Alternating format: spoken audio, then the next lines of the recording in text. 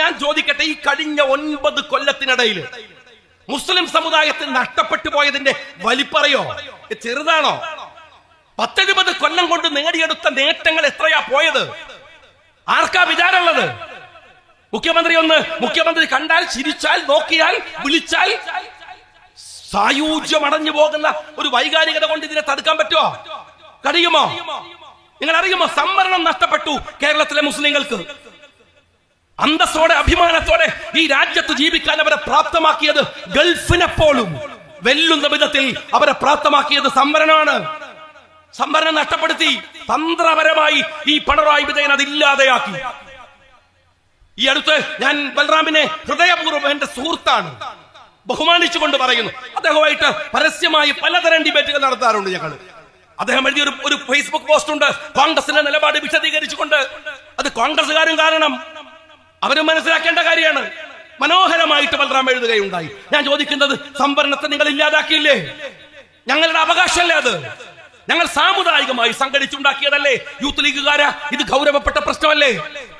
ഞങ്ങളുടെ മക്കളെ പഠിക്കാൻ സ്കൂളിലേക്ക് പറഞ്ഞേക്കാൻ CH മുഹമ്മദ് കോയ സാഹിബ് പോരാടി നേടിയെടുത്തതാണ് സ്കോളർഷിപ്പുകൾ. നിങ്ങൾ വളരെ പതുക്കെ ഇല്ലാതാക്കി. കേരളത്തിന്റെ തെരുവുകളിലുള്ള മതവിദ്യാഭ്യാസ മതങ്ങൾ സംഘടനകൾ നടത്തുന്ന സാമുദായിക സ്ഥാപനങ്ങളുണ്ട്. ഒരു നല്ല കോഴ്സ് അവിടെ കൊടുത്തിട്ട് 9 കൊല്ലായി. ആരും അറിയണില്ല, ആരും മനസ്സിലാക്കണില്ല എന്തെല്ലാം നഷ്ടങ്ങൾ ഉണ്ടായി ഈ കമ്മ്യൂണിറ്റിക്ക്. നിങ്ങൾക്കറിയുമോ? ഈ കഴിഞ്ഞ 9 കൊല്ലത്തിനിടയിൽ ഇത് ഞങ്ങൾ പറയണ്ടേ? ഞങ്ങൾ പറയാന്ന് മാത്രമല്ല, ഞങ്ങൾ 1000 വട്ടം പറയും. ഇതൊരു സമുദായത്തിന്റെ അസ്തിത്വവുമായി ബന്ധപ്പെട്ട പ്രശ്നമാണ്. ഞങ്ങൾ കൊടി പിടിക്കുന്നത്, ഞങ്ങൾ മുദ്രാവാക്യം വിളിക്കുന്നത്, ഞങ്ങൾ ഇതുപോലെ സംഘടിച്ച് പരിപാടി നടത്തുന്നത്, ഞങ്ങളുടെ കൊക്കിലെ ശ്വാസം ഉള്ളിടത്തോളം അത് സംരക്ഷിക്കാൻ തന്നെയാണ്, ഒരു വിട്ടുവീഴ്ചയുമില്ല. ഒന്നോർത്തോ, ഭരണത്തിൽ വന്നാലും വന്നില്ലെങ്കിലും ഒക്കെ വന്നാൽ മുസ്ലിം ലീഗ് ഈ സാമുദായിക പ്രശ്നങ്ങൾ നേടിയെടുക്കാൻ അതിന്റെ മുൻപന്തിയിൽ നിൽക്കും. അതില്ലാതെ എന്തിനാ ലീഗ്? ഈ എന്ത് വ്യത്യാസ മറ്റു രാഷ്ട്രീയ പാർട്ടികളിൽ ലീഗിനുള്ളത്? നിങ്ങൾ പറഞ്ഞേ. ഈ സമുദായത്തിന്റെ പ്രശ്നങ്ങൾ ഉയർത്തിക്കൊണ്ട് തന്നെയാണ്. നിങ്ങൾക്ക് ഭരിക്കാൻ അറിയില്ല. നിങ്ങൾക്ക് പതുക്കെ RSSകാരൻ ഉയർത്തിനേക്കാൾ വളരെ ഏറ്റവും മ്ലേച്ഛമായി ഇവിടുത്തെ ഒരു സമുദായത്തെ 9 കൊല്ലമായി നിങ്ങൾ വേട്ടയാടുകയാണ്. അധികാരത്തിന്റെ അപ്പകഷ്ണങ്ങൾ കുറച്ചു ആളുകളുടെ വായ്ക്കകത്ത് തിരികെ കൊടുത്ത് സമുദായത്തെ ഭിന്നിപ്പിക്കുന്ന പണിയെടുക്കുക. ഞാൻ ചോദിക്കട്ടെ മുഖ്യമന്ത്രി, ഇവിടെ ഈ ദാറുൽ ഹുദ എന്ന് പറയുന്ന ഒരു മഹാസ്ഥാപനമുണ്ട്. ഞാൻ ഒരിക്കൽ വർഷങ്ങൾക്ക് മുമ്പ് വിദ്യാഭ്യാസ പ്രവർത്തനങ്ങളുമായി ബന്ധപ്പെട്ട് ഞാൻ MLA ആയിരിക്കുന്ന സമയത്ത് ഫിൻലൻഡിൽ പോയി. ആ ഫിൻലൻഡിൽ പോയ സമയത്ത് അവിടുന്ന് അവര് പറഞ്ഞു, ഇവിടെ 2-3 തവണയാണ് നിങ്ങളുടെ നാട്ടിൽ നിന്ന് ഒരു പണ്ഡിതൻ വരാറ്. ദാറുൽ ഹുദയുടെ പ്രിൻസിപ്പൽ അവിടെ പോയി. അവിടുന്ന് ഡെൻമാർക്ക് യൂണിവേഴ്സിറ്റിയിൽ എനിക്ക് അതിശയം തോന്നിപ്പോയി. അത്രയൊന്നും ഞാൻ ഒരിക്കലും വിചാരിച്ചിട്ടില്ല. ദാറുൽ ഹുദ കൊണ്ടുവന്നിട്ടുള്ള ഒരു സമാന്തര വിദ്യാഭ്യാസം ഉണ്ട്. നിങ്ങൾ ലോകം മുഴുവൻ സഞ്ചരിച്ചു നോക്ക്. കണ്ണൂരിന് അപ്പുറത്തേക്ക് യാത്ര ചെയ്ത് ശീലമില്ലാത്ത കുറെ അണ്ടനും അടകോടന്മാരും ലോകം അറിയില്ല. ആ യൂണിവേഴ്സിറ്റികൾ പോയി നോക്ക്. നിങ്ങൾ ആഫ്രിക്കൻ രാജ്യങ്ങളിലെ നയതന്ത്ര രംഗങ്ങളിൽ പോയി നോക്ക്. അവിടങ്ങളിലടക്കം ഈ ചെമ്മാടിൽ നിന്ന് പഠിച്ചു പോയ കുട്ടികളുണ്ട്. അതിന്റെ അസൂയാണ്. എന്നിട്ട് പരിസ്ഥിതിവാദത്തിന്റെ മൂലക്കുരുവായിട്ട് ദാറുൽ ഹുദയുടെ മുമ്പിൽ വന്ന് കോപ്പറേറ്റീവ് തരം കാണിച്ചിട്ട് ആ സ്ഥാപനം അങ്ങോട്ട് അടച്ചു കളയാം എന്ന് നിങ്ങൾ വിചാരിക്കുന്നുണ്ടോ? എന്തു വികാരമാണ്? മുഖ്യമന്ത്രി മിണ്ടിയ വേറെ ചില ആളുകള് വേറെ ചില താല്പര്യങ്ങളുടെ മിണ്ടാതിരുന്നല്ലോ. എല്ലാവരെയും ഇവർ തീർക്കും. അവസാനം സൂക്ഷിക്കുന്നത് നല്ലതാണ്. ഒരാൾ ഒറ്റക്ക് തീരുമെന്ന് ആരും വിചാരിക്കരുത്. ഞാൻ ലീഗ് രാഷ്ട്രീയ പാർട്ടിയുടെ പ്രതിനിധിയായി എന്നോട് തന്നെ പറയാൻ, ഇത് ഒറ്റക്ക് തീരുമെന്ന് വിചാരിക്കരുത്. ഒന്നിച്ചെല്ലാവരും തീരുന്നിടത്തേക്ക് ഈ കമ്മ്യൂണിസ്റ്റുകാരന്റെ പോക്കുണ്ടാവുക. സൂക്ഷിക്കുന്നത് നല്ലതാണ്. അപകടത്തിലേക്ക്, നാശത്തിലേക്ക് സൂക്ഷിക്കേണ്ട സ്നേഹമുള്ളവരെ സൂക്ഷിക്കാനാവണം. ഇവിടെ ഒരു ഭരണത്തിന്റെ 9 കൊല്ലായി ഞാൻ പറയുന്നത് എന്ത് പരാക്രമമാണ്. ഞാൻ എന്തിങ്ങനെ വരുമ്പോ ഞാൻ നേരത്തെ ഗഫൂറിനോട് വണ്ടി എന്ന് പറയുകയാണ്, ഒരു ഉളുപ്പും മര്യാദയും ഈ നാട്ടിലെ സഖാക്കൾക്കില്ലേ? കാണും, നമ്മളൊന്നും കമ്മ്യൂണിസ്റ്റുകാരല്ല, നിങ്ങളെ വിരോധികളോ. എന്നിട്ട് പോലും കാണുമ്പോ നമുക്ക് തന്നെ വെറുതെ ചളിപ്പ്. വലിയ ഫ്ലക്സിൽ കോഴിക്കോട് അങ്ങാടിയിൽ ഒരു ഭാഗത്ത് അമ്മോശനും ഒരു ഭാഗത്ത് മരുമോനും. ഉളുപ്പുണ്ടോ സഖാക്കളെ ഞങ്ങൾക്ക്? ആ കോഴിക്കോട് മലാപ്പറമ്പ് ജംഗ്ഷനിൽ നിന്ന് പോയി നോക്കും. ഒരു പൊടിക്കൊരുത്തനെ ഒരു വലിയ പാർട്ടിയല്ലടോ നിങ്ങൾ. കുറച്ചൊരു മറ്റുള്ളവർ കാണുന്നുള്ളൊരു ഉളുപ്പെങ്കിലും വേണ്ടേ? എങ്ങനെയാണ് നിങ്ങൾ ആ ഫ്ലക്സിന്റെ ഒക്കെ താഴെ കൂടെ പോണത്? എനിക്ക് ആലോചിക്കാൻ പറ്റിയ. എന്നിട്ട് ഇയാള് ഗവൺമെന്റിലെ ഏറ്റവും കാര്യപ്പെട്ട ഒരാള്, ബാക്കിയുള്ളവർക്കൊന്നും പുല്ലിന്റെ വേണ്ട. ആലോചിച്ച് നോക്കണം. നേരത്തെ ഫിറോസ് ഇവിടെ പ്രസംഗിക്കുമ്പോൾ പറഞ്ഞു ആരോഗ്യമന്ത്രി വീണ, ഇയാളെ താങ്ങുന്ന, ഇയാൾക്ക് വേണ്ടി സ്തുതി പാടുന്ന ശൈലജ ടീച്ചർ മഹാസംഭവം ഒന്നല്ല. ഞാൻ നിയമസഭയിൽ അവരുടെ കൂടെ ഉണ്ടായിരുന്നു. പക്ഷെ തമ്മിൽ ഭേദം അവരായിരുന്നില്ല. ഒരു ആരോഗ്യമന്ത്രി എന്നുള്ള നിലക്ക് മുഖ്യമന്ത്രിയേക്കാൾ കൂടുതൽ ഒരു പെർഫോമൻസിന് മുമ്പിൽ വന്നിരുന്നു ശൈലജ. സത്യം പറഞ്ഞാൽ മുഖ്യമന്ത്രിയേക്കാൾ കൂടുതൽ പെർഫോം ആകാൻ ഒരു പണിയില്ല. ഒന്ന് ചിരിച്ചാൽ മാത്രം മതി. അതുവരെ ഇല്ലാത്തൊരു സാധനമാണിത്. അപ്പൊ പിന്നെ ശൈലജ വളരെ ഉഷാറായിട്ട് വന്നിരുന്നാണ്. അവരെ മാറ്റിയിട്ട് നിങ്ങൾ കൊണ്ടുവന്ന ഈ ആരോഗ്യമന്ത്രി, ഞാനിരിക്കെ ഇത് തിരൂരങ്ങാടി എന്നാന്ന് തോന്നുന്നുണ്ട്, എന്തോ പറഞ്ഞു. നമ്മൾ വീട്ടിൽ പറയില്ലേ വല്ലാത്തൊരു സാധനം നീന്നൊക്കെ പറയുന്നോട്ട്, ഇതെന്തൊരു സാധനം എന്ന് വെച്ചാൽ ഗോവിന്ദ മാഷ് ഒരു ചാട്ടാണ് എന്നെക്കൊള്ളേ, കേസെടുത്താളൂ. ഞാനാണെങ്കിൽ ഒരു കേസും കേൾക്കാത്ത സാധു മനുഷ്യനാണല്ലോ. എനിക്ക് കേസ് പറഞ്ഞാൽ പേടിയാവുമല്ല. ആ കേസ് അവിടെ പോയി എടുത്തിനാ നിങ്ങൾ. കേസവിടെ കിടക്കട്ടെ. ഞാൻ ചോദിക്കട്ടെ, ഇവരെ സ്ഥിതി എന്താണ്? 1700 കോടി രൂപ കുടിശ്ശികയാണ്. എവിടെ കൊടുക്കാനുള്ള അറിയങ്ങള്? ആശുപത്രിയിലെ സർജറി ഉപകരണങ്ങൾ വാങ്ങുന്ന കമ്പനിക്ക്. കോഴിക്കോട് മെഡിക്കൽ കോളേജില് 260 കോടി രൂപ പെൻഡിങ് ആണ്. എന്താ അറിയങ്ങള്? ഇന്നലെ പോലും ആൻജിയോപ്ലാസ്റ്റ് ചെയ്തില്ല. ഉപകരണമില്ല, ഡോക്ടർമാർക്ക് ചെയ്യാൻ പറ്റുന്നില്ല. മനുഷ്യന്റെ നിലനിൽപ്പിന്റെ ആ ഏറ്റവും അടിസ്ഥാന ഘടകങ്ങൾ അതിന്റെ മുകളിൽ കളിക്കുകയാണ്. ആരായി വരുന്നത്? നിങ്ങൾ ഈ ആരോഗ്യമന്ത്രി എവിടെയെങ്കിലും കണ്ടിട്ടുണ്ടോ? നമ്മളൊക്കെ അത്യാവശ്യം പൊതുപ്രവർത്തന രംഗത്തുള്ള ആളുകളാണ്. നമ്മളുടെ ആയുസിനിടയിൽ ഇവർ ഏതെങ്കിലും ഒരു സമരമുഖത്ത് കണ്ടിരുന്നോ? ഒരു മുദ്രാവാക്യം വിളിച്ച് കണ്ടിരുന്നു?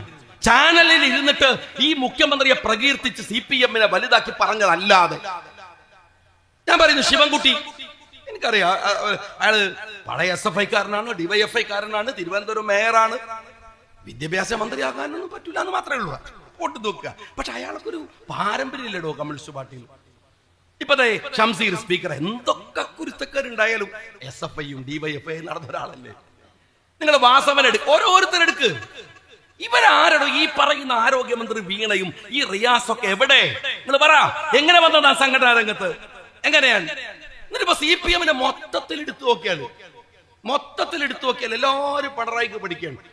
അതെന്താ ഇയാളങ്ങ് തീർന്നാലും സംഘടന പോണല്ലോ എന്നുള്ള ബേജാറുണ്ടാണ്. അതേപോലെ ഒരു പിണറായിനെ തന്നെ സഹിക്കാൻ വയ്യ, ബാക്കിയുള്ളവർ കൂടി അങ്ങനെ ആവല്ല. ഞാൻ നിങ്ങൾ CPM-കാരോട് പറയാണ്, അങ്ങനെ ഒരു എന്നിട്ട് ഇപ്പൊ പറയുന്ന ഒരു കാര്യം, ലീഗുകാരോട് കാര്യമായിട്ട് ചോദിക്കണ ചോദ്യം, 10 കൊല്ലം ഭരണമില്ലാതായപ്പോ നിങ്ങളെ സ്ഥിതി എന്താന്നാണ്? ഞങ്ങൾ എന്ത് സ്ഥിതി? ഞങ്ങൾക്ക് എന്താ പറ്റിയത്? ഞാൻ അറിയിട്ട് വയ്ക്കാണ്. 9 കൊല്ലം ഭരണമില്ലാത്തതുകൊണ്ട് ലീഗിന് പറ്റിയ എന്തെങ്കിലും ഒരു ദോഷങ്ങൾ പറ, സമുദായത്തിന് പറ്റിയൊക്കെ ഉണ്ട്. ഞങ്ങളുടെ കൺസേണും അതാണ്, ഞങ്ങളെ പ്രശ്നം അതാണ്. അതിനാണ് ഞങ്ങൾ ഈ ഭരണത്തെ അട്ടിമറിക്കണം എന്ന പോരാട്ടത്തിന്റെ മുമ്പിൽ നിൽക്കുന്നത്. ഒരു സംശയക്കാർ തരില്ല.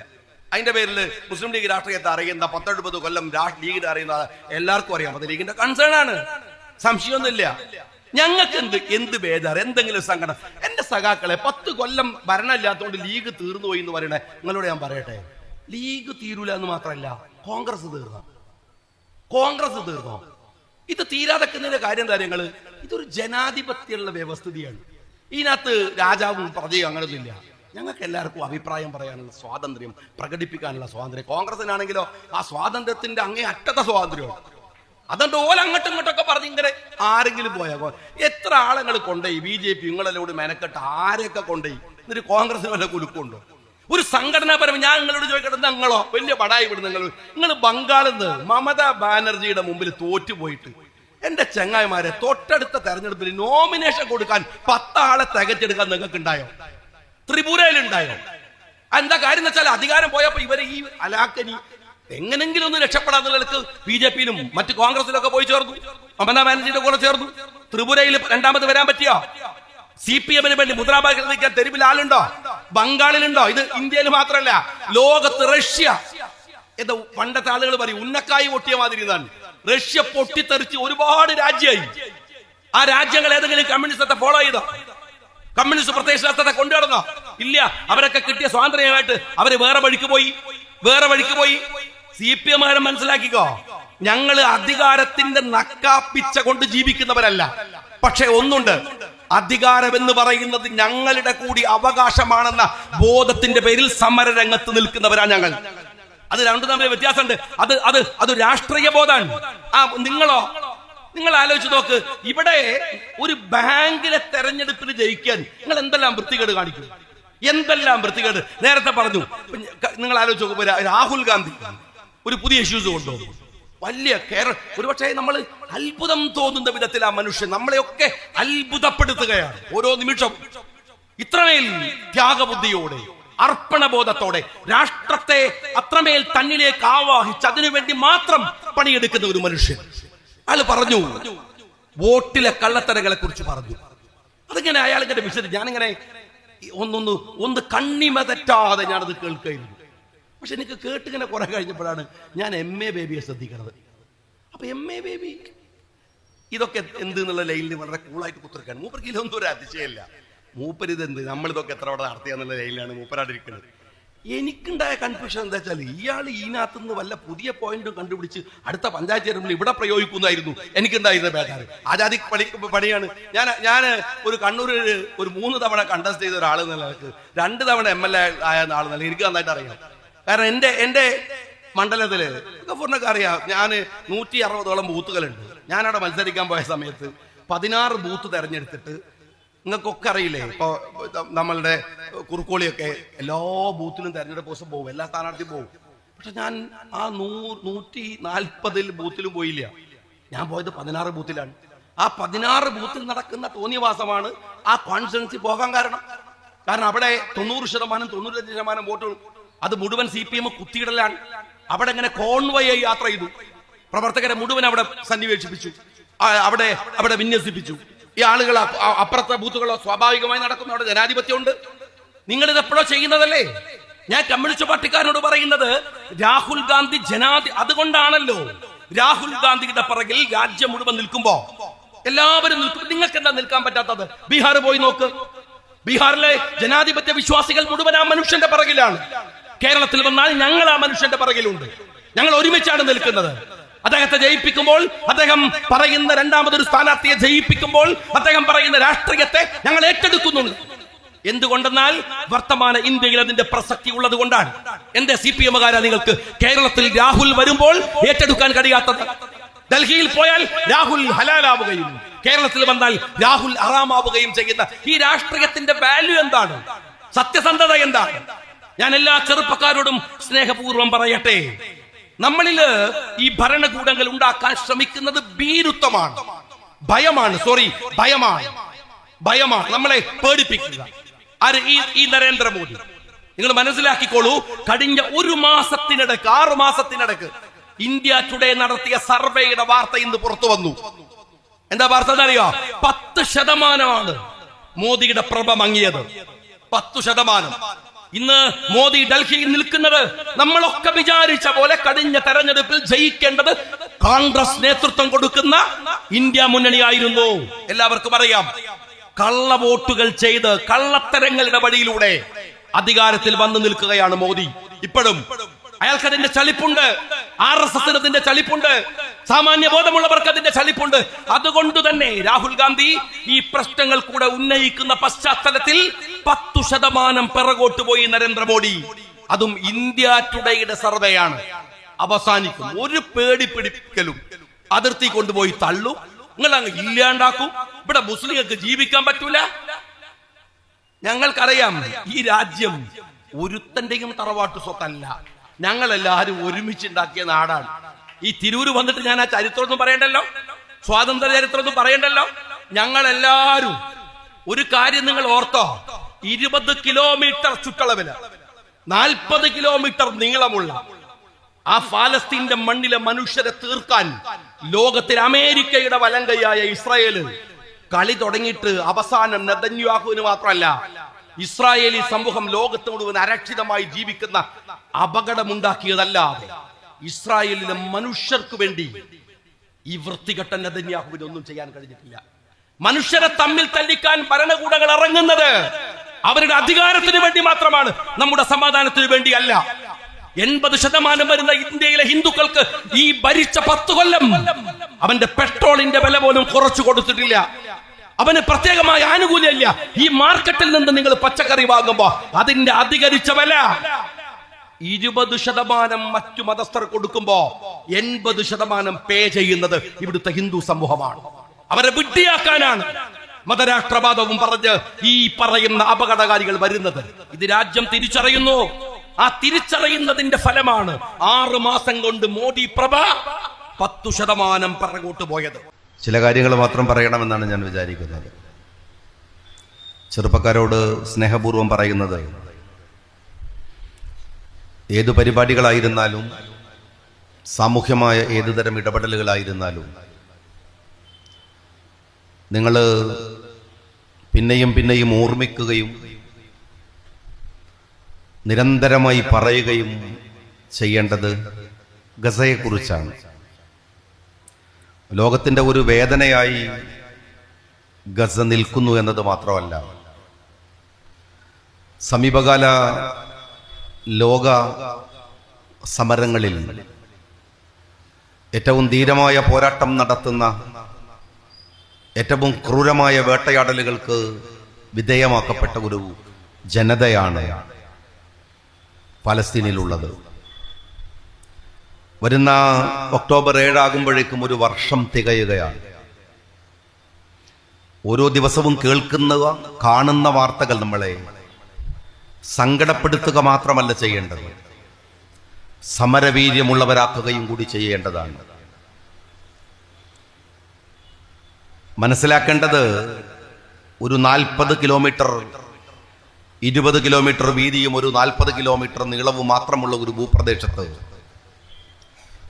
ലോകത്തിൽ അമേരിക്കയെ പോലും നിയന്ത്രിക്കുന്ന ഇസ്രായേലുകൾ അതിഭീകരമായ ആക്രമണങ്ങൾ അടിച്ചുവിട്ടിട്ടുണ്ട്. ഇപ്പോഴും അവർക്ക് ഫലസ്തീനികൾ ബന്ദിയാക്കിയ ഒരാളെ പോലും മോചിപ്പിക്കാൻ കഴിഞ്ഞിട്ടില്ല എന്നതാണ്. സമരത്തിന്റെ വീര്യം അവർക്ക് ചോർന്നു പോയിട്ടില്ല എന്നതാണ്.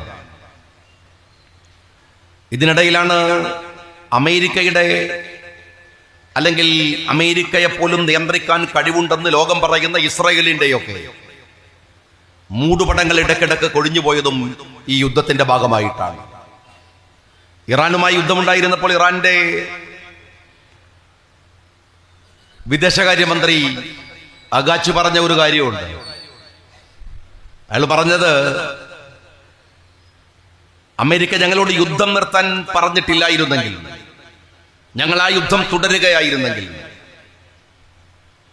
ആ യുദ്ധം ഒരു 7 ദിവസം കൂടെ ഉണ്ടായിരുന്നെങ്കിൽ ലോകത്തിന്റെ ഭൂപടത്തിൽ ഇസ്രായേൽ ഉണ്ടാകുമായിരുന്നില്ല എന്നാണ്. ഇസ്രായേൽ അവസാനിക്കുമെന്ന ഭയമാണ് US ഇടപെട്ടത് എന്ന് ഇറാൻ അന്ന് പറയുകയുണ്ടായി.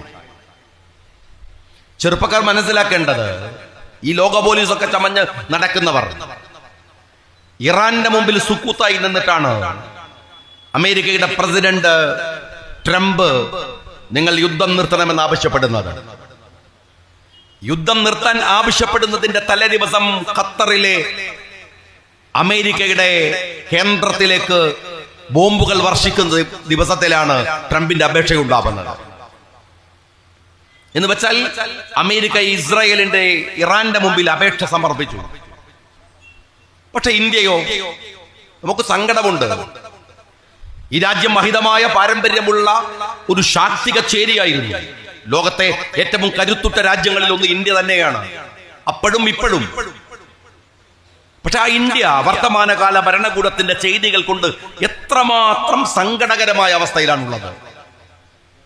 ഇറാനെ പോലെ ഒരു ദുർബലമായ രാജ്യം, ഇറാന്റെ സാമ്പത്തിക ഭദ്രതയൊക്കെ എത്രമാത്രം തകർച്ചയാണ്. ചാക്കിൽ കെട്ടിക്കൊണ്ടു നടക്കണം പണമെന്നാണ്. അത്ര മൂല്യമുള്ളൂ ഇറാന് ലോകത്തിലെ സാമ്പത്തിക രംഗത്ത്, സായുധ രംഗത്ത്. ആ ഇറാന്റെ മുമ്പിൽ പോലും ട്രംപ് അപേക്ഷയുമായി നിൽക്കുമ്പോ ഇന്ന് അയാളുടെ സ്റ്റേറ്റ്മെന്റ് ഉണ്ട് ട്രംപിന്റെ. എന്താ പറഞ്ഞെന്നറിയോ?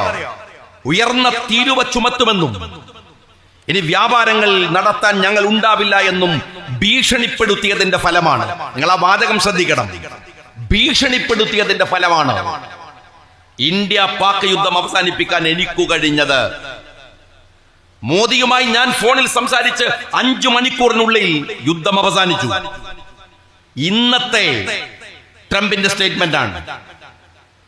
ഈ രാജ്യത്തിന് അഭിമാനകരമായ എന്തെല്ലാം മുഹൂർത്തങ്ങളുണ്ട്. നെഹ്റു ഈ രാജ്യം ഭരിച്ചപ്പോൾ, ഇന്ദിരാഗാന്ധി ഈ രാജ്യം ഭരിച്ചപ്പോൾ എന്തെല്ലാം മുഹൂർത്തങ്ങളുണ്ട്. ഞാൻ വിശദീകരിക്കുകയല്ല.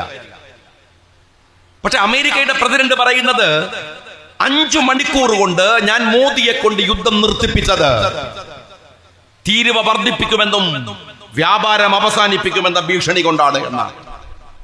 പക്ഷെ ചരിത്രം എന്താ? ഇപ്പോ സംഭവിക്കുന്ന റിയാലിറ്റി എന്താണ്? 50% തീരുവ നിൽക്കുകയാണ്. അത് എടുത്തു കളഞ്ഞിട്ടില്ല. അതുണ്ടാവില്ല എന്ന് പറഞ്ഞിട്ട് യുദ്ധം അവസാനിപ്പിച്ചു. പാകിസ്ഥാന്റെ സർവ്വസൈന്യാധിപനെ വൈറ്റ് ഹൗസിൽ കൊണ്ടുപോയി സ്വീകരിച്ച് ആനയിച്ചു ട്രംപ്. 8 മണിക്ക് പത്രസമ്മേളനം മോദി വിളിച്ചപ്പോൾ 7:30 മണിക്ക് പത്രസമ്മേളനം വിളിച്ചിട്ട് ഞാനാണ് യുദ്ധം നിർത്തിയത് എന്ന് പറഞ്ഞ് ഇന്ത്യയെ അപമാനിച്ചു ട്രംപ്. ഒരു മറുവാക്കു പറയാൻ മോദിക്ക് സാധിച്ചിട്ടില്ല. മൈ ഫ്രണ്ട് എന്നൊക്കെ പറഞ്ഞിട്ടാ പ്രസംഗിച്ചത്. ആ ഫ്രണ്ടായി പണി ചെയ്തത്, അയാളായി പണി കൊടുത്തത്. 50% തീരുവ എന്ന് പറയുന്നത് തുണിത്തരങ്ങൾ, സമുദ്ര ഉൽപ്പന്നങ്ങൾ, തുകലുകൾ, രത്നം, ആഭരണം എന്ന് വെച്ചാൽ ഇന്ത്യയുടെ വിദേശ നാണ്യത്തിന്റെ 66%.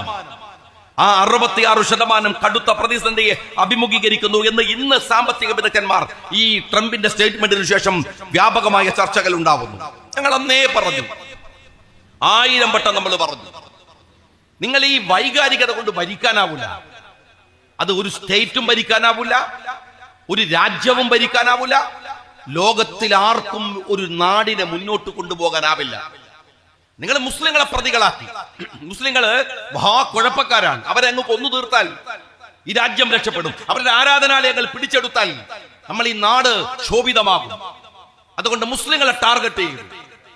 മുസ്ലിങ്ങളെ ടാർഗറ്റ് ചെയ്താൽ ഇന്ത്യ രക്ഷപ്പെടുമോ? മുസ്ലിങ്ങളെ ടാർഗറ്റ് ചെയ്ത് അവരെ ആൾക്കൂട്ടങ്ങളെ കൊണ്ട് കൊല്ലിച്ചാൽ ഈ രാജ്യത്തിന്റെ സമ്പദ് വ്യവസ്ഥ രക്ഷപ്പെട്ടു വരുമോ? മുസ്ലിങ്ങളെ ഇല്ലാതെയാക്കിയാൽ ഇതെന്തിനെന്നറിയുമോ നിങ്ങൾ? വലതുപക്ഷ രാഷ്ട്രീയത്തിന്റെ ആഗോള പ്രശ്നം ഇതാണ്. ഒരു ശത്രുവിനെ ഉണ്ടാക്കുക, വെറുപ്പ് പ്രചരിപ്പിക്കുക, നുണകൾ മാത്രം പറയുക, എന്നിട്ടോ മനുഷ്യരെ കുന്തമുനയിൽ നിർത്തുകയും അതിന്റെ പേരിൽ അവന്റെ വോട്ടുകൾ വാങ്ങുകയും ചെയ്യുക. നാട് നന്നാവണമോ? ചിന്തയില്ല. നിങ്ങൾ ചുമ്മാ ഓർത്ത് നോക്കൂ, ഇന്ത്യ മഹാരാജ്യത്ത് 80% ഹിന്ദു സഹോദരന്മാരാണ്. ഈ രാജ്യത്തിന്റെ 80%. അത് കഴിഞ്ഞിട്ടേ മുസ്ലിങ്ങളുള്ളൂ, അത് കഴിഞ്ഞിട്ടേ ക്രിസ്ത്യാനികളുള്ളൂ, അത് കഴിഞ്ഞിട്ടേ സിഖുള്ളൂ, പാസിയുള്ളൂ, എല്ലാവരും ഉള്ളൂ. 80%. ഈ കഴിഞ്ഞ 10 വർഷക്കാലം ഇന്ത്യയിൽ വർദ്ധിച്ച എല്ലാ നികുതികളും ആരാ അടക്കുന്നത്? വർദ്ധിച്ച ഡീസലിന്റെ വില ആരാ അടക്കുന്നത്? വർദ്ധിച്ച നിത്യോപയോഗ സാധനങ്ങളുടെ വില ആരാ അടക്കുന്നത്? ഉറുപ്പിക ഇന്നത്തെ ഡോളറിന്റെ വില എന്താ അറിയോ? നിങ്ങള് വെറുതെ അടിച്ചു നോക്ക്, 88.44 ഇന്നത്തെ ഡോളറിന്റെ വില. ഞാൻ ഇങ്ങോട്ട് വരുമ്പോ സെർച്ച് ചെയ്ത് നോക്കിയതാണ്. ലോക ചരിത്രത്തില്, ഇന്ത്യയുടെ ചരിത്രത്തിൽ ഇത്രമേൽ രൂപയുടെ വില ഇടിഞ്ഞിട്ടില്ല. ഗൾഫുകാർക്ക് ചെറിയ സന്തോഷാണ്, റിയാലിന്റെ വില കൂടുന്നുണ്ട്. പക്ഷേ അതൊരു ശാശ്വതമായ സന്തോഷമല്ല. എന്നാൽ കേരളത്തിന് ഒരു പ്രവാസി സ്റ്റേറ്റ് എന്ന നിലക്ക് അതിന്റെ ഗുണം കേരളത്തിന്റെ നിത്യോപയോഗ ജീവിതത്തിൽ നമുക്ക് ഉപകാരപ്പെടുന്നുണ്ടോ? ഇല്ല. എവിടെ മോദിയുടെ സ്തുതിപാഠക സംഘം? എന്തായിരുന്നു ബിജെപിയുടെ മുൻ പ്രസിഡന്റ് സുരേന്ദ്രൻ പറഞ്ഞത്? ഡോളറിനെ 40 കൊണ്ടുവരും. സുരേന്ദ്ര 40 വേണ്ട, ആ പഴയ 60 ഡോളറിനെ നിർത്താൻ നിങ്ങൾക്ക് കഴിയുമോ? ഇന്ന് 88 ടിക്ടോക്ക് ഇന്ത്യയിൽ നിരോധിച്ചു. എന്തായിരുന്നു നമ്മളെ സംഘി പൊങ്കമ്മമാരുടെ ഒരു വെല്ലുവിളി കണ്ടോ? മോദി ചൈന ആകെ തകരാൻ പോവാൻ ടിക്ടോക്ക് നിരോധിച്ചിട്ടേ. ശരി, ചൈനയുടെ ടിക്ടോക്ക് നിങ്ങൾ നിരോധിച്ചു. ഇപ്പോഴെന്താ സംഭവിക്കാൻ പോണെന്ന് അറിയോ? ചൈനയുമായുള്ള സൗഹൃദത്തിന്റെ ഭാഗമായി ടിക്ടോക്കിന്റെ മുകളിലുള്ള നിയന്ത്രണം എടുത്തു കളയാൻ പോവാണ്. ഇതൊരു എന്ത് രാജ്യമാണ്, എന്തൊരു ഭരണാണ് സഹോദരന്മാരെ ഇത്? ഒരു പ്രധാനമന്ത്രി, ഈ രാജ്യത്തിനൊരു അഡ്മിനിസ്ട്രേഷൻ ഉണ്ട്. ഒരാൾക്ക് ഒറ്റയ്ക്ക് നടത്തിക്കൊണ്ടുപോകാൻ പറ്റുന്ന കാര്യം ഇത്? മോഡിയോട് തെറ്റിയാൽ സ്കൂൾ കുട്ടികൾ തെറ്റുന്ന പോലെ അവിടെ തെറ്റിയപ്പോ ചൈനയായിട്ട് തന്നാ പോവാണ്. ചൈനയോട് തെറ്റുമ്പോ എന്റെ BJP-ക്കാരാ, നിങ്ങൾ മനസ്സിലാക്കേണ്ട ഒരു കാര്യമുണ്ട്. നിങ്ങൾ ചൈനയുമായി ബായി പറഞ്ഞിട്ട് പോരാ, പറഞ്ഞാൽ മാത്രം പോരാ. ഇന്ത്യ രാജ്യത്തിലെ കേരളത്തിന്റെ തത്തുല്യമായ ഒരു സ്റ്റേറ്റിന്റെ വിസ്തീർണത്തിന് അത്ര വലിപ്പമുള്ള മണ്ണ് ഇന്ത്യയിൽ നിന്ന് ചൈന പിടിച്ച് കീഴ്പ്പെടുത്തിയിരിക്കുന്നു. അത് തിരിച്ചു കിട്ടുമോ? ഇന്ത്യക്ക് മുകളിലുള്ള ചൈനയുടെ ആധിപത്യം നിങ്ങൾ ഈ അമേരിക്കൻ വെറുപ്പിന്റെ പേരിൽ ഇവിടെ സഖ്യമുണ്ടാക്കി വെക്കുമ്പോ ഈ പ്രശ്നങ്ങൾക്ക് പരിഹാരം ഉണ്ടാകുമോ? നിങ്ങൾ സ്കൂൾ കുട്ടികൾ തെറ്റുന്ന പോലെ അപ്പുറം തെറ്റിയാൽ ഇപ്പുറം നന്നാവുക, ഇവിടെ തെറ്റിയാൽ വേറെ പോയി. ഒരു രാജ്യതന്ത്രജ്ഞത നിങ്ങൾക്കില്ല. ഇവിടെ ഒരു വിദേശകാര്യമന്ത്രി ഉണ്ട്, ജയശങ്കർ. എന്താ ആ ജയശങ്കറിന്റെ സ്ഥിതി എന്താണ്? BJP-ക്കാർ പറയണത് അയാൾക്ക് 2-3-4 ഭാഷ അറിയാന്നാണ്. ഇവിടെ ഭാഷ അറിഞ്ഞിട്ട് കാര്യമില്ല, വർത്താനം പറയാൻ അറിയണ്ടേ? ഭാഷ അറിഞ്ഞിട്ട് എന്താ കാര്യം? വർത്താനം പറയാൻ അറിയണ്ടേ? ഇവിടെ ഓപ്പറേഷൻ സിന്ദൂർ കഴിഞ്ഞപ്പോ ET മുഹമ്മദ് ബഷീർ സാഹിബിനോട് പറഞ്ഞു, ലോക രാജ്യങ്ങളോട് ഇതൊന്ന് വിശദീകരിച്ചു കൊടുക്ക്. ശശി തരൂരിനോട് പറഞ്ഞു, ഒന്ന് വിശദീകരിച്ചു കൊടുക്ക്. അവരല്ലേ പോയത്? അവരല്ലേ ലോകരാഷ്ട്രങ്ങളിൽ പോയത് ഈ രാജ്യത്തെ വിശദീകരിക്കാൻ?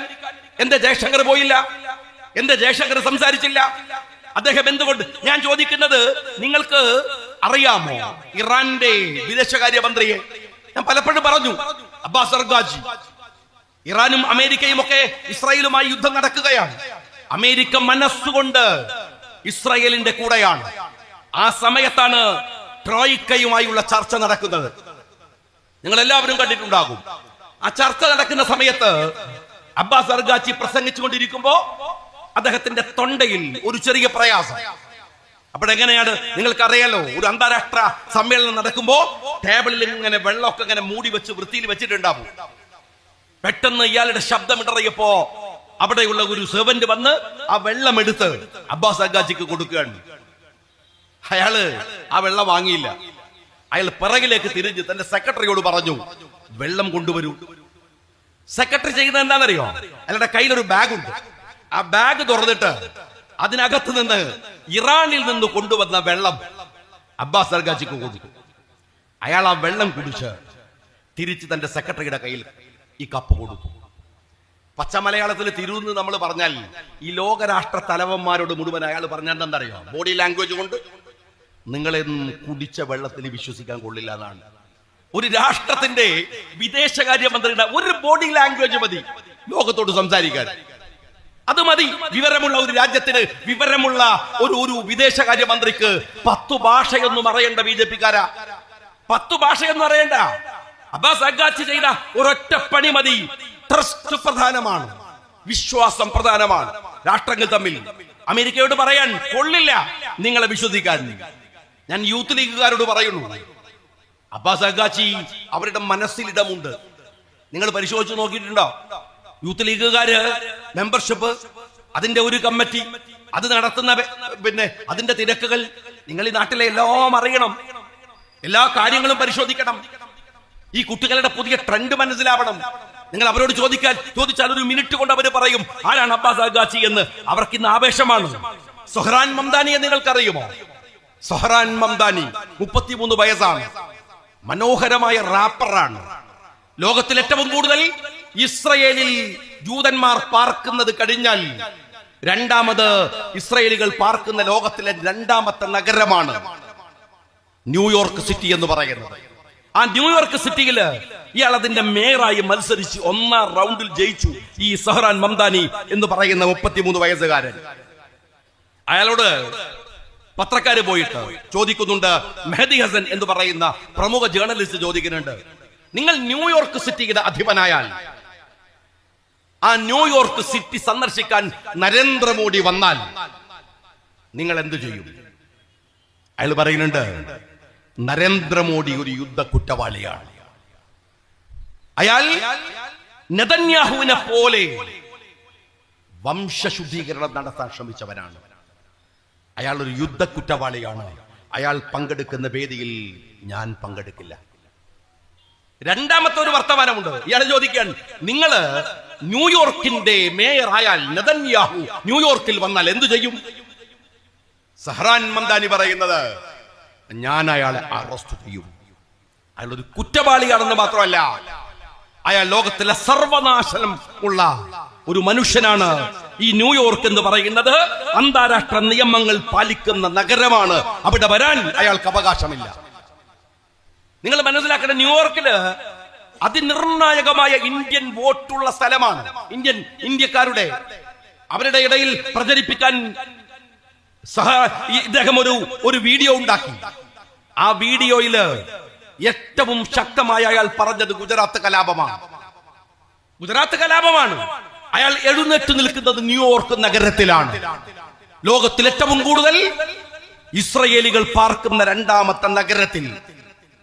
പറയാൻ മടിക്കരുത് എന്നതിന്, പോരാടാൻ മടിയുണ്ടാവരുത് എന്നതിന്, നേരു പറയാൻ ഇടവും നേരവും നോക്കരുത് എന്നതിന് പുതിയ കാലത്തിലെ ചെറുപ്പക്കാരന്റെ ആവേശമായി വരികയാണ് സഹറാൻ മംദാനി എന്ന് ഞാൻ നിങ്ങളോട് പറയുന്നു. ഇവർ പുതിയ കുട്ടികളുടെ ഹരമാണ്. ഈ കുട്ടികൾ അവരെ ഫോളോ ചെയ്യുന്നുണ്ട്. നമ്മൾ കാണുന്ന പോലെയല്ല. നമ്മൾ ഈ ചപ്പടാച്ചി റീലുകൾ ഒക്കെ നമ്മൾ കുറച്ചുപേര് കാണുന്നുണ്ടാവും. പുതിയ തലമുറയിലെ കുട്ടികൾക്ക് അതിന് ഇൻട്രസ്റ്റ് ഉണ്ടോ? അവർ കാണുന്നുണ്ടോ? നമ്മൾ കാണുന്നത് കൊണ്ട്, നമ്മൾ വാട്സാപ്പിൽ അത് ഇങ്ങനെ ഷെയർ ചെയ്യുന്നത് കൊണ്ട് ലോകം മുഴുവൻ അത് ആസ്വദിക്കുന്നു എന്ന് ഈ റീലുകാർ വിചാരിക്കുന്നുണ്ടോ? ചപ്പടാച്ചി റീലുകാർ അവർ കാണുന്നത് സഹറാൻ മംദാനിയെയാണ്. അവർ കാണുന്നത് അബ്ബാസ് അഗാച്ചിയെയാണ്. ന്യൂയോർക്ക് യൂണിവേഴ്സിറ്റിയിലെ ഡിഗ്രിയുടെ സർട്ടിഫിക്കറ്റുകൾ വിതരണം ചെയ്യുമ്പോ, ഗ്രാജുവേഷൻ സെറിമണി നടക്കുമ്പോ അവിടെ എഴുന്നേറ്റ് നിന്ന് ഒരു ചെറുപ്പക്കാരൻ പറയുകയാണ്, ഈ ഡിഗ്രി സർട്ടിഫിക്കറ്റ് ഞാൻ വാങ്ങുന്നത് സങ്കടത്തോടു കൂടിയാണ്, വേദനയോടുകൂടിയാണ്. എന്റെ കൂടെ പഠിക്കാൻ വന്ന, എന്റെ കൂടെ ഇരുന്ന് എന്റെ അടുത്തിരുന്ന് പഠിച്ച എന്റെ ഒരുപാട് സഹോദരന്മാർക്ക് തിരിച്ചു പോയാൽ, അവർക്ക് വീട്ടിലെത്തിയാൽ അവനെ കാത്തിരിക്കാൻ അവരെ പറഞ്ഞയച്ച ഉമ്മയും വാപ്പയുമില്ല. കൊന്നുകളഞ്ഞിരിക്കുന്നു ഇസ്രായേലികൾ. അതിന് കൂട്ടുനിൽക്കുകയാണ് ഈ മഹാരാജ്യം. എനിക്ക് വിഷമമുണ്ട്. അയാളുടെ കയ്യിൽ സർട്ടിഫിക്കറ്റ് കൊടുത്തില്ല. ന്യൂയോർക്ക് യൂണിവേഴ്സിറ്റിയിൽ നിന്ന് അവന്റെ സർട്ടിഫിക്കറ്റ് പോയി, അവന്റെ വിദ്യാഭ്യാസം പോയി. 1986 വേൾഡ് കപ്പിലെ ടോപ്പ് സ്കോററാണ് ഗാരി ലിനേക്കർ. നിങ്ങൾക്കറിയാം, മലപ്പുറത്തുകാരോട് പറയേണ്ട കാര്യമില്ല, തിരൂർക്കാരോട്. ഗാരി ലിനേക്കർ BBC-യിൽ ലക്ഷങ്ങൾ ശമ്പളം വാങ്ങുന്ന കമന്റേറ്ററാണ്. അയാൾ പരസ്യമായി ഫേസ്ബുക്കിൽ പോസ്റ്റ് ഇട്ടു, ഞാൻ വാങ്ങി മക്കൾക്ക് കൊടുക്കുന്ന ശമ്പളത്തിൽ പാവപ്പെട്ട ഫലസ്തീനികളുടെ ചോരയുടെ മണമുണ്ട്. അയാളെ പുറത്താക്കി. അയാൾ മുസ്ലിം അല്ല. സ്നേഹമുള്ളവരെ, വാഷിംഗ്ടണിൽ നടക്കുന്ന മൈക്രോസോഫ്റ്റിന്റെ സമ്മേളനത്തിൽ, മീറ്റിംഗിൽ അതിന്റെ CEO സത്യനാഥല്ലേ പ്രസംഗിക്കുകയാണ്. 4 ചെറുപ്പക്കാർ എഴുന്നേറ്റിട്ട് പറഞ്ഞു, നിങ്ങൾ ക്ലൗഡ് ആൻഡ് AI തമ്മിലുള്ള ലയനമാണ്. ഇത് ഇസ്രായേലിന്റെ ഈ പ്രോജക്റ്റിന്റെ കൂടെ നിങ്ങൾ എങ്ങനെയാണ് നിൽക്കുക? ഫലസ്തീനിലെ മനുഷ്യരിങ്ങനെ പിടഞ്ഞു മരിച്ചുകൊണ്ടിരിക്കുമ്പോൾ 4 പേർക്ക് തൊഴിൽ നഷ്ടപ്പെട്ടു. ഒരുത്തൻ പോലും അതിനകത്ത് മുസ്ലിം ഇല്ല. സഹോദരന്മാരെ, ജോർജ് വാഷിംഗ്ടൺ യൂണിവേഴ്സിറ്റിയിലെ സിസിലിയ കൽവർ, ആ പെൺകുട്ടി ഡിഗ്രി കഴിഞ്ഞ്, പോസ്റ്റ് ഗ്രാജുവേഷൻ കഴിഞ്ഞ്, ഗ്രാജുവേഷൻ സെറിമണിയിൽ സർട്ടിഫിക്കറ്റ് വാങ്ങാൻ നിൽക്കുമ്പോൾ അവര് പറഞ്ഞു, എനിക്കൊരുപാട് സങ്കടമുണ്ട്. ഞാൻ എന്റെ വിദ്യാഭ്യാസത്തെ, എന്റെ അറിവിനെ, സ്കൂളിന്റെ പടി ചവിട്ടാൻ പോലും ഭാഗ്യമില്ലാത്ത ഫലസ്തീനിലെ മക്കളെ ഓർത്തുകൊണ്ട് അതിന് സമർപ്പിക്കുകയാണ്. അവിടെ സിസിലിയ കൽവറുടെ സർട്ടിഫിക്കറ്റ് നിഷേധിച്ചു. യൂത്ത് ലീഗുകാരൻ മനസ്സിലാക്കണം, നിരക്ഷര കുട്ടികളായ മലബാറിലെ മാപ്പിളയോട് കേണൽ മുഅമ്മർ ഗദ്ദാഫിയെ കുറിച്ച് പറഞ്ഞത്, പഠിപ്പിച്ചത് CH മുഹമ്മദ് കോയ സാഹിബാണ്. കേരളത്തിന്റെ ഗ്രാമാന്തരങ്ങളിൽ ചെന്ന് അദ്ദേഹം ഗദ്ദാഫിയെ കുറിച്ച്, ഇസ്രായേലിനെ കുറിച്ച് സംസാരിച്ചു തുടങ്ങിയത് നിങ്ങൾക്കറിയാം. യൂത്ത് ലീഗുകാരെ, നിങ്ങൾ ഒരു ആഗോള പൗരനാണ് എന്ന്. ഈ ഗ്രാമത്തിൽ, ഈ സ്റ്റേജിന്റെ താഴെ നിങ്ങൾ നിൽക്കുമ്പോൾ നിങ്ങൾ ഒറ്റക്കല്ല. നിങ്ങളൊരു ആഗോള പൗര സമൂഹത്തിന്റെ ഭാഗമാണ്. അവന്റെ വേദനകൾ നിങ്ങൾ ആലോചിക്കേണ്ടതുണ്ട്. അന്താരാഷ്ട്ര തലങ്ങളിൽ നടക്കുന്ന മനുഷ്യത്വ വിരുദ്ധ സമരങ്ങൾ നിങ്ങൾ അറിയേണ്ടതുണ്ട്. ആഗോള മനുഷ്യൻ എന്ന ഉത്തരവാദിത്തം ഏറ്റെടുക്കുമ്പോൾ നിങ്ങളിൽ ഉണ്ടാകേണ്ടുന്ന വിശാലമായ ഒരു ചിന്താഗതിയും ധാരണകളുമുണ്ട്. ആ ധാരണകളെ വിസ്മരിച്ചുകൊണ്ടല്ല നിങ്ങൾ മുസ്ലിം യൂത്ത് ലീഗിന്റെ കൊടി പിടിക്കേണ്ടത്.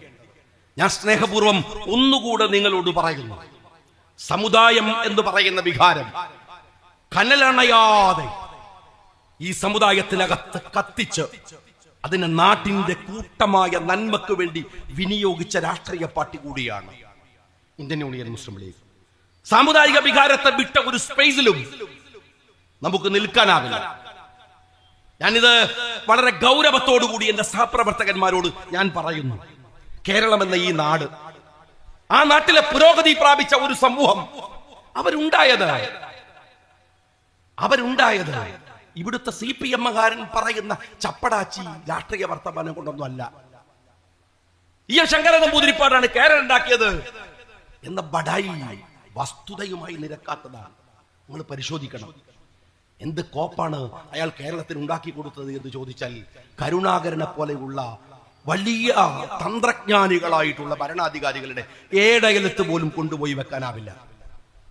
എം ശങ്കരൻ നമ്പൂതിരിപ്പാട് കേരളം കണ്ട ഏറ്റവും വലിയ കടുത്ത വർണ്ണവെറിയുടെ, ജാതിവെറിയുടെ ഉത്തരവാദിത്തം എടുത്ത ആളാണ്. ഏലംകുളം മനക്കൽ ശങ്കരൻ നമ്പൂതിരിപ്പാട്. ശങ്കരൻ നമ്പൂതിരിപ്പാട് എന്ന ജാതിയ പേര് കൊണ്ടുവച്ചു. എന്നിട്ടും തൃപ്തിയാവാണ്ട് തറവാടടക്കം ഏലംകുളം മനയും കൂടെ പേരിന്റെ കൂടെ ചേർത്ത് വെച്ച സവർണവാദി. അറിയോ നിങ്ങള്? കേരളത്തിന്റെ ഈ പുരോഗതിയുടെ അടിസ്ഥാനം എന്താണ്? നിങ്ങൾ എന്റെ മുമ്പിൽ അന്തസ്സോടെ അഭിമാനത്തോടെ നിൽക്കുന്നത് എന്തുകൊണ്ടാണ്? സാമുദായികമായ പോരാട്ടത്തിന്റെ നേട്ടമാണത്. നിങ്ങൾ കുട്ടികളെ പഴയ പോലെ അല്ലല്ലോ. ഈ ലോകം നിങ്ങൾക്ക് കൈവെള്ളയിലുണ്ടല്ലോ. സെർച്ച് ചെയ്തോ നിങ്ങൾ. കേരളത്തിലെ ഈഴവ സമുദായത്തിന് സമാനമായ ഇന്ത്യയിലെ ജാതീയ സമുദായങ്ങളെ നിങ്ങൾ എടുക്ക്. അവരെവിടെ ജീവിക്കുന്നത്? അവരുടെ അവസ്ഥ എന്താണ്? കർണാടകയിൽ, തമിഴ്നാട്ടിൽ, അങ്ങ് ഉത്തർപ്രദേശിൽ പുഴുക്കളെ പോലെ ജീവിക്കേണ്ടി വരുന്ന അവസ്ഥ ആ സമൂഹത്തിനുണ്ട്. എന്നാൽ അവർക്ക് അന്തസ് ഉണ്ടാക്കി കൊടുത്തത്, അഭിമാനമുണ്ടാക്കി കൊടുത്തത്, ആർജവം ഉണ്ടാക്കി കൊടുത്തത്, വിദ്യാഭ്യാസം ഉണ്ടാക്കി കൊടുത്തത്, അടിസ്ഥാനപരമായ ശക്തി ഉണ്ടാക്കി കൊടുത്തത് മഹാനായ ശ്രീനാരായണ ഗുരുദേവനാണ്. ഗുരുദേവൻ ഇല്ലായിരുന്നുവെങ്കിൽ ആ സമൂഹത്തിന്റെ അധസ്ഥിതി എത്രമാത്രം അപകടകരമാകുമായിരുന്നു എന്ന് നിങ്ങൾ ആലോചിച്ചാൽ നിങ്ങൾക്കപ്പം മനസ്സിലാവും. അത്രമേൽ അവരെ എടുത്തുയർത്തി കൊണ്ടുവന്നത്. വെള്ളാപ്പള്ളിയെ പോലെ ഒരു വെട്ടവളിയൻ അതിന്റെ നേതൃസ്ഥാനത്ത് വന്നു എന്നത് ഒഴിച്ചു നിർത്തിയാൽ അതൊരു വലിയ മഹാപ്രസ്ഥാനമാണ്. വലിയ പുരോഗതി കൊടുത്ത നിങ്ങൾ ഈ മലപ്പുറത്ത് ഇവിടുത്തെ മുസ്ലിങ്ങൾക്ക് ഈ അമ്പുരശുംബികളായ വീടുകളൊക്കെ കാണാം. വലിയ കൊട്ടാരം പോലെയുള്ള നല്ല വീടുകൾ. അൽഹംദുലില്ലാ അവരുടെ അധ്വാനത്തിന്റെ ഫലമായി ഉണ്ടാക്കിയ സമ്പത്ത് കൊണ്ട് നാദാപുരത്ത് പോയാൽ കാണാം. എന്താ കൊല്ലത്ത് പോയിട്ട്, കൊല്ലം നഗരമധ്യത്തിൽ ഒരു സെന്റിന് പൊന്നിന്റെ വിലയുള്ള ഇടത്ത്, ഒന്നുമല്ല വജ്ര വിലയുള്ള ഇടത്ത് കൊട്ടാര സദൃശമായ വീടുകൾ ഇങ്ങനെ കാണാം. ഈഴവ സമുദായത്തിൽപ്പെട്ട നല്ല ബിസിനസ്സുകാരുടെ, അവർ ജോലിക്കാരുടെ, വിദേശത്ത് പോയവരുടെ വീടുകൾ, വിദ്യാഭ്യാസ സ്ഥാപനങ്ങൾ. എന്തൊരു അന്തസ്സോടുകൂടിയാണ് ആ സമുദായം ജീവിക്കുന്നത്. ശ്രീനാരായണ ഗുരുദേവനാണ്. നായർ സമുദായത്തെ അറിയോ? യൂത്ത് ലീഗുകാരാ. നിങ്ങൾ നോവലൊക്കെ വായിക്കാറുണ്ടോ? മലയാളത്തിൽ ഇറങ്ങിയിട്ടുള്ള ഒരുപാട് നോവലുകളുണ്ട്. നിങ്ങൾ വായിച്ചാൽ മനസ്സിലാവും എന്തു സങ്കടകരമായ അവസ്ഥയിലായിരുന്നു ആ സമുദായം ജീവിച്ചു പോകുന്നത് എന്ന്. ആ സമുദായത്തിന് തുല്യമായ സമുദായം കേരളത്തിന് പുറത്ത് ജീവിക്കുന്നത് എങ്ങനെയാണ്? ഞാൻ ബാംഗ്ലൂരിൽ പോയപ്പോ ഒരു 5-8 കൊല്ലം മുമ്പ് NSSന്റെ പരിപാടിയിൽ പങ്കെടുക്കാൻ ബാംഗ്ലൂരിൽ പങ്കെടുത്തപ്പോ അവിടെ വന്ന ചിലർ എന്നോട് പറഞ്ഞു, എന്തുമാത്രം സൗകര്യത്തോടെയാണ് കേരളത്തിലെ നായർ സമൂഹം അഭിമാനത്തോടെ ജീവിക്കുന്നത്. അതിന് വഴിയൊരുക്കിയത് മന്നത്ത് പത്മനാഭനാണ്. നിങ്ങൾ ഈ കാണിക്കുന്ന അന്തസ്സിന്റെയും അഭിമാനത്തിന്റെയും നമ്മുടെ നട്ടലിന്റെയും പിറകിൽ വക്കം അബ്ദുൽ ഖാദർ മൗലവിയുണ്ട്, KM സീലി സാഹിബുണ്ട്, CH മുഹമ്മദ് കോയ സാഹിബുണ്ട്, ബാഫക്കി തങ്ങളുണ്ട്. ആ പോരാട്ടമാണ് സമുദായം. CH പറയുമായി എന്റെ സമുദായം. അത് പറയുന്ന CHന്റെ കണ്ണിന്റെ പുരികം മുതൽ, ഹൃദയം മുതൽ അതങ്ങനെ ഒന്ന് പ്രോജ്വലിച്ചു നിൽക്കുമായിരുന്നു. എന്റെ സമുദായം എന്ന് അകത്തിരുന്ന് CH പറയുമായിരുന്നു. ആ സാമുദായിക ബോധത്തിൽ നിന്നാണ് എല്ലാം കെട്ടിപ്പടുത്തുണ്ടാക്കിയത്. സാമുദായിക രാഷ്ട്രീയത്തിന്റെ പ്രാധാന്യത്തെ നിങ്ങൾ കളയരുത്. ഗൗരവത്തോടെ യൂത്ത് ലീഗുകാരൻ ആലോചിക്കണം. ചാരിറ്റിയൊക്കെ വളരെ പ്രധാനപ്പെട്ടതാണ്. പക്ഷേ അതിന്റെ 1000 മടങ്ങ് പ്രാധാന്യമുള്ളതാണ് സാമുദായിക രാഷ്ട്രീയം എന്ന് പറയുന്നത്. മറന്നുപോവരുത്. ഫർള് ഐനും ഫർള് ഖിഫയും നിങ്ങൾക്കറിയാലോ.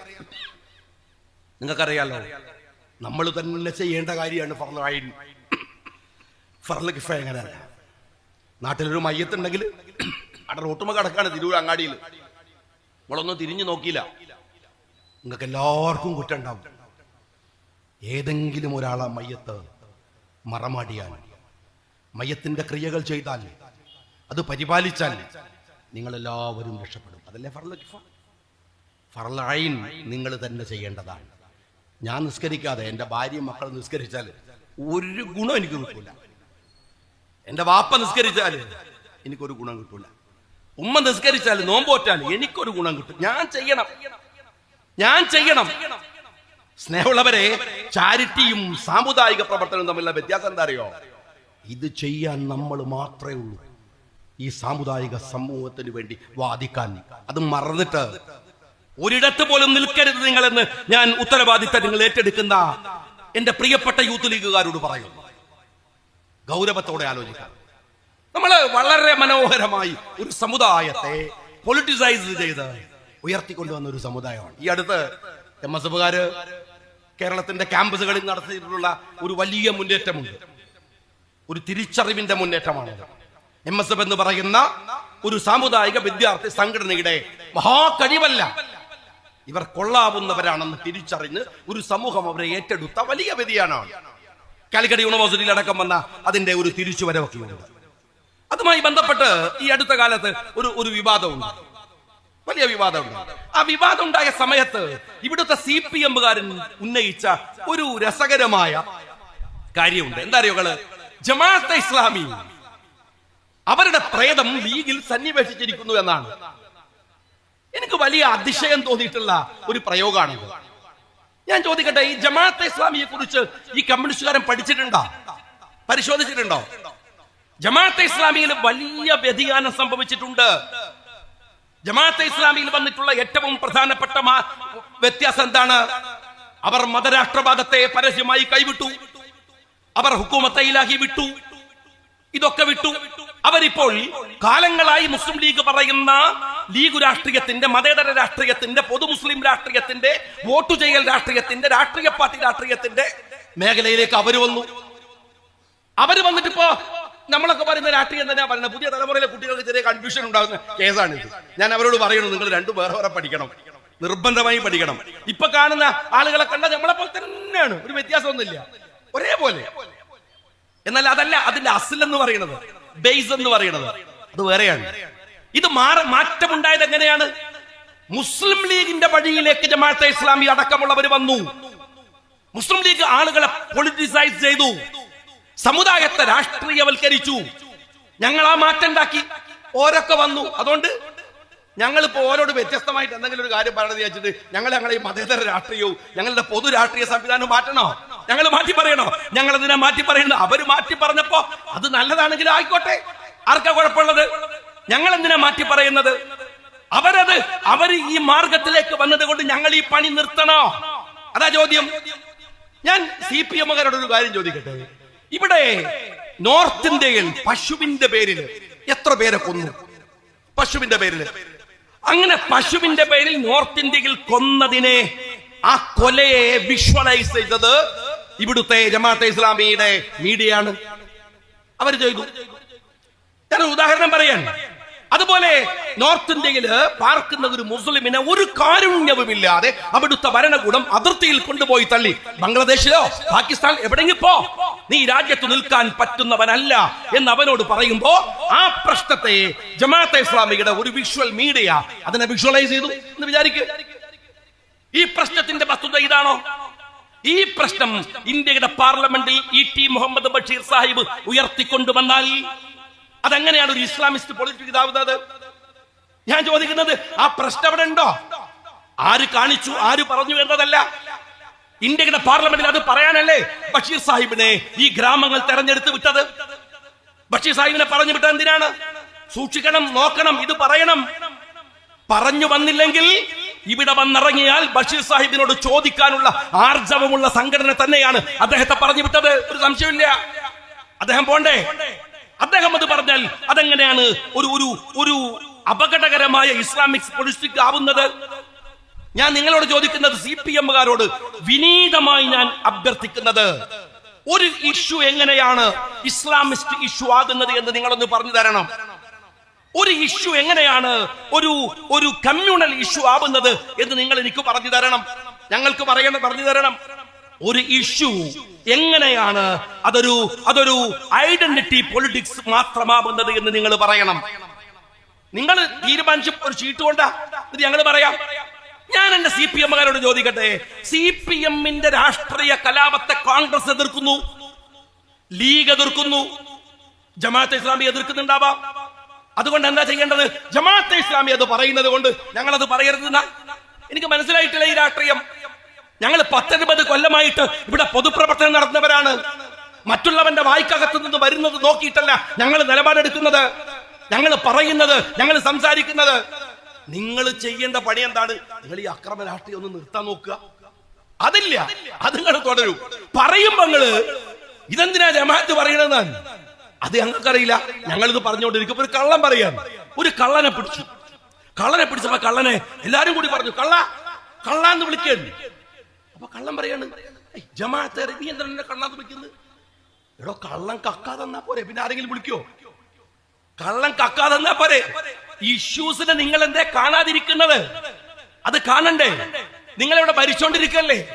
നിങ്ങള് ഞങ്ങളുടെ സാമുദായിക വാദത്തിനകത്ത് ഞാൻ ചോദിക്കട്ടെ, ഈ കഴിഞ്ഞ 9 കൊല്ലത്തിനിടയിൽ മുസ്ലിം സമുദായത്തിൽ നഷ്ടപ്പെട്ടു പോയതിന്റെ വലിപ്പറയോ? ചെറുതാണോ? 10-20 കൊല്ലം കൊണ്ട് നേടിയെടുത്ത നേട്ടങ്ങൾ എത്രയാ പോയത്? ആർക്കാ വിചാരമുള്ളത്? മുഖ്യമന്ത്രി കണ്ടാൽ, ചിരിച്ചാൽ, നോക്കിയാൽ, വിളിച്ചാൽ സായൂജ്യം അടഞ്ഞു പോകുന്ന ഒരു വൈകാരികത കൊണ്ട് ഇതിനെ തടുക്കാൻ പറ്റുമോ? കഴിയുമോ? നിങ്ങൾ അറിയുമോ? സംവരണം നഷ്ടപ്പെട്ടു കേരളത്തിലെ മുസ്ലിങ്ങൾക്ക്. അന്തസ്സോടെ, അഭിമാനത്തോടെ ഈ രാജ്യത്ത് ജീവിക്കാൻ അവരെ പ്രാപ്തമാക്കിയത്, ഗൾഫിനെ പോലും വെല്ലുന്ന വിധത്തിൽ അവരെ പ്രാപ്തമാക്കിയത് സംവരണമാണ്. സംവരണം നഷ്ടപ്പെടുത്തി തന്ത്രപരമായി ഈ പിണറായി വിജയൻ അതില്ലാതെയാക്കി. ഈ അടുത്ത് ഞാൻ ബൽറാമിനെ ഹൃദയപൂർവ്വം എന്റെ സുഹൃത്താണ്, ബഹുമാനിച്ചുകൊണ്ട് പറയുന്നു. അദ്ദേഹമായിട്ട് പരസ്യമായി പലതരം ഡിബേറ്റുകൾ നടത്താറുണ്ട് ഞങ്ങൾ. അദ്ദേഹം എഴുതിയ ഒരു ഫേസ്ബുക്ക് പോസ്റ്റ് ഉണ്ട്, കോൺഗ്രസിന്റെ നിലപാട് വിശദീകരിച്ചുകൊണ്ട്. അത് കോൺഗ്രസ്സുകാരും കാരണം അവരും മനസ്സിലാക്കേണ്ട കാര്യമാണ്. മനോഹരമായിട്ട് ബൽറാം എഴുതുകയുണ്ടായി. ഞാൻ ചോദിക്കുന്നത്, സംവരണത്തെ നിങ്ങൾ ഇല്ലാതാക്കിയില്ലേ? ഞങ്ങളുടെ അവകാശമല്ലേ അത്? ഞങ്ങൾ സാമുദായികമായി സംഘടിച്ചുണ്ടാക്കിയതല്ലേ? യൂത്ത് ലീഗുകാരാ, ഇത് ഗൗരവപ്പെട്ട പ്രശ്നമല്ലേ? ഞങ്ങളുടെ മക്കളെ പഠിക്കാൻ സ്കൂളിലേക്ക് പറഞ്ഞയക്കാൻ CH മുഹമ്മദ് കോയ സാഹിബ് പോരാടി നേടിയെടുത്തതാണ് സ്കോളർഷിപ്പുകൾ. നിങ്ങൾ വളരെ പതുക്കെ ഇല്ലാതാക്കി. കേരളത്തിന്റെ തെരുവുകളിലുള്ള മതവിദ്യാഭ്യാസ മതങ്ങൾ സംഘടനകൾ നടത്തുന്ന സാമുദായിക സ്ഥാപനങ്ങളുണ്ട്. ഒരു നല്ല കോഴ്സ് അവിടെ കൊടുത്തിട്ട് 9 കൊല്ലായി. ആരും അറിയണില്ല, ആരും മനസ്സിലാക്കണില്ല എന്തെല്ലാം നഷ്ടങ്ങൾ ഉണ്ടായി ഈ കമ്മ്യൂണിറ്റിക്ക്. നിങ്ങൾക്കറിയുമോ? ഈ കഴിഞ്ഞ 9 കൊല്ലത്തിനിടയിൽ ഇത് ഞങ്ങൾ പറയണ്ടേ? ഞങ്ങൾ പറയാന്ന് മാത്രല്ല, ഞങ്ങൾ 1000 വട്ടം പറയും. ഇതൊരു സമുദായത്തിന്റെ അസ്തിത്വവുമായി ബന്ധപ്പെട്ട പ്രശ്നമാണ്. ഞങ്ങൾ കൊടി പിടിക്കുന്നത്, ഞങ്ങൾ മുദ്രാവാക്യം വിളിക്കുന്നത്, ഞങ്ങൾ ഇതുപോലെ സംഘടിച്ച് പരിപാടി നടത്തുന്നത്, ഞങ്ങളുടെ കൊക്കിലെ ശ്വാസം ഉള്ളിടത്തോളം അത് സംരക്ഷിക്കാൻ തന്നെയാണ്, ഒരു വിട്ടുവീഴ്ചയുമില്ലാതെ. ഒന്നോർത്തോ, ഭരണത്തിൽ വന്നാലും വന്നില്ലെങ്കിലും ഒക്കെ വന്നാൽ മുസ്ലിം ലീഗ് ഈ സാമുദായിക പ്രശ്നങ്ങൾ നേടിയെടുക്കാൻ അതിന്റെ മുൻപന്തിയിൽ നിൽക്കും. അതില്ലാതെ എന്തിനാ ലീഗ്? ഈ എന്ത് വ്യത്യാസ മറ്റു രാഷ്ട്രീയ പാർട്ടികളിൽ ലീഗിനുള്ളത്? നിങ്ങൾ പറഞ്ഞേ. ഈ സമുദായത്തിന്റെ പ്രശ്നങ്ങൾ ഉയർത്തിക്കൊണ്ട് തന്നെയാണ്. നിങ്ങൾക്ക് ഭരിക്കാൻ അറിയില്ല. നിങ്ങൾക്ക് പതുക്കെ RSSകാരൻ ഉയർത്തിനേക്കാൾ വളരെ ഏറ്റവും മ്ലേച്ഛമായി ഇവിടുത്തെ ഒരു സമുദായത്തെ 9 കൊല്ലമായി നിങ്ങൾ വേട്ടയാടുകയാണ്. അധികാരത്തിന്റെ അപ്പകഷ്ണങ്ങൾ കുറച്ചു ആളുകളുടെ വായ്ക്കകത്ത് തിരികെ കൊടുത്ത് സമുദായത്തെ ഭിന്നിപ്പിക്കുന്ന പണിയെടുക്കുക. ഞാൻ ചോദിക്കട്ടെ മുഖ്യമന്ത്രി, ഇവിടെ ഈ ദാറുൽ ഹുദ എന്ന് പറയുന്ന ഒരു മഹാസ്ഥാപനമുണ്ട്. ഞാൻ ഒരിക്കൽ വർഷങ്ങൾക്ക് മുമ്പ് വിദ്യാഭ്യാസ പ്രവർത്തനങ്ങളുമായി ബന്ധപ്പെട്ട് ഞാൻ MLA ആയിരിക്കുന്ന സമയത്ത് ഫിൻലൻഡിൽ പോയി. ആ ഫിൻലൻഡിൽ പോയ സമയത്ത് അവിടുന്ന് അവര് പറഞ്ഞു, ഇവിടെ 2-3 തവണയായി നിങ്ങളുടെ നാട്ടിൽ നിന്ന് ഒരു പണ്ഡിതൻ വരാറ്. ദാറുൽ ഹുദയുടെ പ്രിൻസിപ്പൽ അവിടെ പോയി. അവിടുന്ന് ഡെൻമാർക്ക് യൂണിവേഴ്സിറ്റിയിൽ എനിക്ക് അതിശയം തോന്നിപ്പോയി. അത്രയൊന്നും ഞാൻ ഒരിക്കലും വിചാരിച്ചിട്ടില്ല. ദാറുൽ ഹുദ കൊണ്ടുവന്നിട്ടുള്ള ഒരു സമാന്തര വിദ്യാഭ്യാസം ഉണ്ട്. നിങ്ങൾ ലോകം മുഴുവൻ സഞ്ചരിച്ചു നോക്ക്. കണ്ണൂരിന് അപ്പുറത്തേക്ക് യാത്ര ചെയ്ത് ശീലമില്ലാത്ത കുറെ അണ്ടനും അടകോടന്മാരും ലോകം അറിയില്ല. ആ യൂണിവേഴ്സിറ്റികൾ പോയി നോക്ക്. നിങ്ങൾ ആഫ്രിക്കൻ രാജ്യങ്ങളിലെ നയതന്ത്ര രംഗങ്ങളിൽ പോയി നോക്ക്. അവിടങ്ങളിലടക്കം ഈ ചെമ്മാടിൽ നിന്ന് പഠിച്ചു പോയ കുട്ടികളുണ്ട്. അതിന്റെ അസൂയാണ്. എന്നിട്ട് പരിസ്ഥിതിവാദത്തിന്റെ മൂലക്കുരുവായിട്ട് ദാറുൽ ഹുദയുടെ മുമ്പിൽ വന്ന് കോപ്പറേറ്റീവ് തരം കാണിച്ചിട്ട് ആ സ്ഥാപനം അങ്ങോട്ട് അടച്ചു കളയാം എന്ന് നിങ്ങൾ വിചാരിക്കുന്നുണ്ടോ? എന്തു വികാരമാണ്? മുഖ്യമന്ത്രി മിണ്ടിയോ? വേറെ ചില ആളുകള് വേറെ ചില താല്പര്യങ്ങളുടെ മിണ്ടാതിരുന്നല്ലോ. എല്ലാവരെയും ഇവർ തീർക്കും. അവസാനം സൂക്ഷിക്കുന്നത് നല്ലതാണ്. ഒരാൾ ഒറ്റക്ക് തീരുമെന്ന് ആരും വിചാരിക്കരുത്. ഞാൻ ലീഗ് രാഷ്ട്രീയ പാർട്ടിയുടെ പ്രതിനിധിയായി എന്നോട് തന്നെ പറയാൻ, ഇത് ഒറ്റക്ക് തീരുമെന്ന് വിചാരിക്കരുത്. ഒന്നിച്ചെല്ലാവരും തീരുന്നിടത്തേക്ക് ഈ കമ്മ്യൂണിസ്റ്റുകാരന്റെ പോക്കുണ്ടാവുക. സൂക്ഷിക്കുന്നത് നല്ലതാണ്. അപകടത്തിലേക്ക്, നാശത്തിലേക്ക് സൂക്ഷിക്കേണ്ട സ്നേഹമുള്ളവരെ, സൂക്ഷിക്കാനാവണം. ഇവിടെ ഒരു ഭരണത്തിന്റെ 9 കൊല്ലായി ഞാൻ പറയുന്നത് എന്ത് പരാക്രമമാണ്. ഞാൻ എന്തിങ്ങനെ വരുമ്പോ ഞാൻ നേരത്തെ ഗഫൂറിനോട് വണ്ടിന്ന് പറയുന്നു, ഒരു ഉളുപ്പും മര്യാദയും ഈ നാട്ടിലെ സഖാക്കൾക്കില്ലേ? കാണും, നമ്മളൊന്നും കമ്മ്യൂണിസ്റ്റുകാരല്ല, നിങ്ങളെ വിരോധികളുവാ. എന്നിട്ട് പോലും കാണുമ്പോ നമുക്ക് തന്നെ വെറുതെ ചളിപ്പ്. വലിയ ഫ്ലക്സിൽ കോഴിക്കോട് അങ്ങാടിയിൽ ഒരു ഭാഗത്ത് അമ്മോശനും ഒരു ഭാഗത്ത് മരുമോനും. ഉളുപ്പുണ്ടോ സഖാക്കളെ ഞങ്ങൾക്ക്? ആ കോഴിക്കോട് മലാപ്പുറം ജംഗ്ഷനിൽ നിന്ന് പോയി നോക്കും, ഒരു പൊടിക്കൊരുത്തനെ, ഒരു വലിയ പാർട്ടിയല്ലടോ നിങ്ങള്, കുറച്ചൊരു മറ്റുള്ളവർ കാണുന്നുള്ളൊരു ഉളുപ്പെങ്കിലും വേണ്ടേ? എങ്ങനെയാണ് നിങ്ങൾ ആ ഫ്ലക്സിന്റെ ഒക്കെ താഴെ കൂടെ പോണത്? എനിക്ക് ആലോചിക്കാൻ പറ്റിയ. എന്നിട്ട് ഇയാള് ഗവൺമെന്റിലെ ഏറ്റവും കാര്യപ്പെട്ട ഒരാള്, ബാക്കിയുള്ളവർക്കൊന്നും പുല്ലിന്റെ വേണ്ട. ആലോചിച്ച് നോക്കണം. നേരത്തെ ഫിറോസ് ഇവിടെ പ്രസംഗിക്കുമ്പോൾ പറഞ്ഞു ആരോഗ്യമന്ത്രി വീണ, ഇയാളെ താങ്ങുന്ന, ഇയാൾക്ക് വേണ്ടി സ്തുതി പാടുന്ന ശൈലജ ടീച്ചർ മഹാസംഭവം എന്നല്ല. ഞാൻ നിയമസഭയിൽ അവരുടെ കൂടെ ഉണ്ടായിരുന്നതാണ്. പക്ഷെ തമ്മിൽ ഭേദം അവരായിരുന്നില്ല. ഒരു ആരോഗ്യമന്ത്രി എന്നുള്ള നിലക്ക് മുഖ്യമന്ത്രിയേക്കാൾ കൂടുതൽ ഒരു പെർഫോമൻസിന് മുമ്പിൽ വന്നിരുന്നു ശൈലജ. സത്യം പറഞ്ഞാൽ മുഖ്യമന്ത്രിയേക്കാൾ കൂടുതൽ പെർഫോം ആകാൻ ഒരു പണിയില്ല, ഒന്ന് ചിരിച്ചാൽ മാത്രം മതി. അതുവരെ ഇല്ലാത്തൊരു സാധനമാണിത്, അതുവരെ ഇല്ലാത്തൊരു സാധനമാണ്. അപ്പൊ പിന്നെ ശൈലജ വളരെ ഉഷാറായിട്ട് വന്നിരുന്നാണ്. അവരെ മാറ്റിയിട്ട് നിങ്ങൾ കൊണ്ടുവന്ന ഈ ആരോഗ്യമന്ത്രി, ഞാനിരിക്കെ ഇത് തിരൂരങ്ങാടി എന്നാന്ന് തോന്നുന്നുണ്ട്, എന്തോ പറഞ്ഞു. നമ്മൾ വീട്ടിൽ പറയില്ലേ വല്ലാത്തൊരു സാധനം നീ എന്നൊക്കെ പറയുന്നോട്ട്, ഇതെന്തൊരു സാധനം എന്ന് വെച്ചാൽ ഗോവിന്ദ മാഷ് ഒരു ചാട്ടാണ് ഇന്നക്കൊള്ളേ, കേസെടുത്തോളൂ. ഞാനാണെങ്കിൽ ഒരു കേസും കേൾക്കാത്ത സാധു മനുഷ്യനാണല്ലോ. നിനക്ക് കേസ് പറഞ്ഞാൽ പേടിയാവുമല്ല. ആ കേസ് അവിടെ പോയി എടുത്തിനാ നിങ്ങള്, കേസ് അവിടെ കിടക്കട്ടെ. ഞാൻ ചോദിക്കട്ടെ, ഇവരെ സ്ഥിതി എന്താണ്? 1700 കോടി രൂപ കുടിശ്ശികയാണ്. എവിടെയാ കൊടുക്കാനുള്ള അറിയങ്ങള്? ആശുപത്രിയിലെ സർജറി ഉപകരണങ്ങൾ വാങ്ങുന്ന കമ്പനിക്ക്. കോഴിക്കോട് മെഡിക്കൽ കോളേജില് 260 കോടി രൂപ പെൻഡിങ് ആണ്. എന്താ അറിയങ്ങള്? ഇന്നലെ പോലും ആൻജിയോപ്ലാസ്റ്റ് ചെയ്തില്ല, ഉപകരണമില്ല, ഡോക്ടർമാർക്ക് ചെയ്യാൻ പറ്റുന്നില്ല. മനുഷ്യന്റെ നിലനിൽപ്പിന്റെ ആ ഏറ്റവും അടിസ്ഥാന ഘടകങ്ങൾ അതിന്റെ മുകളിൽ കളിക്കുകയാണ്. ആരാ ഇവര്? നിങ്ങൾ ഈ ആരോഗ്യമന്ത്രി എവിടെയെങ്കിലും കണ്ടിട്ടുണ്ടോ? നമ്മളൊക്കെ അത്യാവശ്യം പൊതുപ്രവർത്തന രംഗത്തുള്ള ആളുകളല്ല.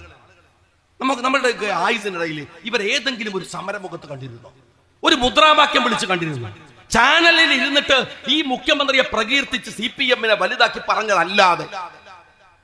ഞാൻ പറയുന്നു ശിവൻകുട്ടി, എനിക്കറിയാം അയാള് പഴയ SFI കാരനാണ്, DYFI കാരനാണ്, തിരുവനന്തപുരം മേയറാണ്. വിദ്യാഭ്യാസ മന്ത്രിയാകാനൊന്നും പറ്റൂല എന്ന് മാത്രമേ ഉള്ളൂ, വോട്ട് നോക്കുക. പക്ഷെ അയാൾക്കൊരു പാരമ്പര്യം ഇല്ലടോ കമ്മ്യൂണിസ്റ്റ് പാർട്ടിയിൽ. ഇപ്പത്തെ ഷംസീർ സ്പീക്കർ, എന്തൊക്കെ കുരുത്തക്കാരുണ്ടായാലും SFIയും DYFI നടന്ന ഒരാളല്ലേ. നിങ്ങൾ വാസവനെടുക്ക്, ഓരോരുത്തരെടുക്ക്.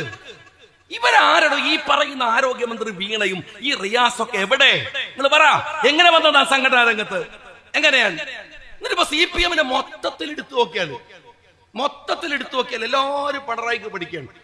അതെന്താ ഇയാളങ്ങ് തീർന്നാലും സംഘടന പോണല്ലോ എന്നുള്ള ബേജാറുണ്ടാണ്. അതേപോലെ ഒരു പിണറായിനെ തന്നെ സഹിക്കാൻ വയ്യ, ബാക്കിയുള്ളവർ കൂടി അങ്ങനെ ആവല്ല. ഞാൻ നിങ്ങൾ CPMകാരോട് പറയാൻ അങ്ങനെ ഒരു എന്നിട്ട് ഇപ്പൊ പറയുന്ന ഒരു കാര്യം എന്താ? ലീഗുകാരോട് കാര്യമായിട്ട് ചോദിക്കണ ചോദ്യം, 10 കൊല്ലം ഭരണമില്ലാതായപ്പോ നിങ്ങളെ സ്ഥിതി എന്താന്നാണ്? ഞങ്ങൾ എന്ത് സ്ഥിതി? ഞങ്ങൾക്ക് എന്താ പറ്റിയത്? ഞാൻ അറിയിട്ട് ചോദിക്കാൻ, 9 കൊല്ലം ഭരണമില്ലാത്തതുകൊണ്ട് ലീഗിന് പറ്റിയ എന്തെങ്കിലും ഒരു ദോഷങ്ങൾ പറ, സമുദായത്തിനെ പറ്റിയൊക്കെ ഉണ്ട്. ഞങ്ങളുടെ കൺസേണും അതാണ്, ഞങ്ങളെ പ്രശ്നം അതാണ്. അതിനാണ് ഞങ്ങൾ ഈ ഭരണത്തെ അട്ടിമറിക്കണം എന്ന പോരാട്ടത്തിന്റെ മുമ്പിൽ നിൽക്കുന്നത്. ഒരു സംശയവും കാര്യത്തിലില്ല. അതിന്റെ പേരിൽ മുസ്ലിം ലീഗ് രാഷ്ട്രീയത്തെ അറിയുന്ന 19 കൊല്ലം ലീഗിനെ അറിയുന്ന എല്ലാവർക്കും അറിയാം. അത് ലീഗിന്റെ കൺസേൺ ആണ്, സംശയമൊന്നുമില്ല. ഞങ്ങൾക്ക് എന്ത് ബേജാറ്? എന്തെങ്കിലും സങ്കടം? എന്റെ സഖാക്കളെ, 10 കൊല്ലം ഭരണമില്ലാത്തതുകൊണ്ട് ലീഗ് തീർന്നു പോയി എന്ന് പറയണേ. നിങ്ങളോട് ഞാൻ പറയട്ടെ, ലീഗ് തീരൂല എന്ന് മാത്രമല്ല, കോൺഗ്രസ് തീർന്നോ? ഇത് തീരാതെക്കുന്നതിന്റെ കാര്യം കാര്യങ്ങള്, ഇതൊരു ജനാധിപത്യമുള്ള വ്യവസ്ഥിതിയാണ്. ഇതിനകത്ത് രാജാവും പ്രജയും അങ്ങനൊന്നുമില്ല. ഞങ്ങൾക്ക് എല്ലാവർക്കും അഭിപ്രായം പറയാനുള്ള സ്വാതന്ത്ര്യം, പ്രകടിപ്പിക്കാനുള്ള സ്വാതന്ത്ര്യം. കോൺഗ്രസിനാണെങ്കിലോ ആ സ്വാതന്ത്ര്യത്തിന്റെ അങ്ങേ അറ്റത്തെ സ്വാതന്ത്ര്യമാണ്. അതുകൊണ്ട് അങ്ങോട്ടും ഇങ്ങോട്ടൊക്കെ പറഞ്ഞ് ഇങ്ങനെ ആരെങ്കിലും പോയാൽ എത്ര ആളുകൾ കൊണ്ടുപോയി BJP നിങ്ങളെല്ലോട് മെനക്കെട്ട് ആരെയൊക്കെ കൊണ്ടുപോയി. എന്നിട്ട് കോൺഗ്രസിന് വല്ല കുലുക്കുണ്ടോ? ഒരു സംഘടനാപരം ഞാൻ നിങ്ങളോട് ചോദിക്കട്ടെ, നിങ്ങളോ വലിയ പടായി വിടും.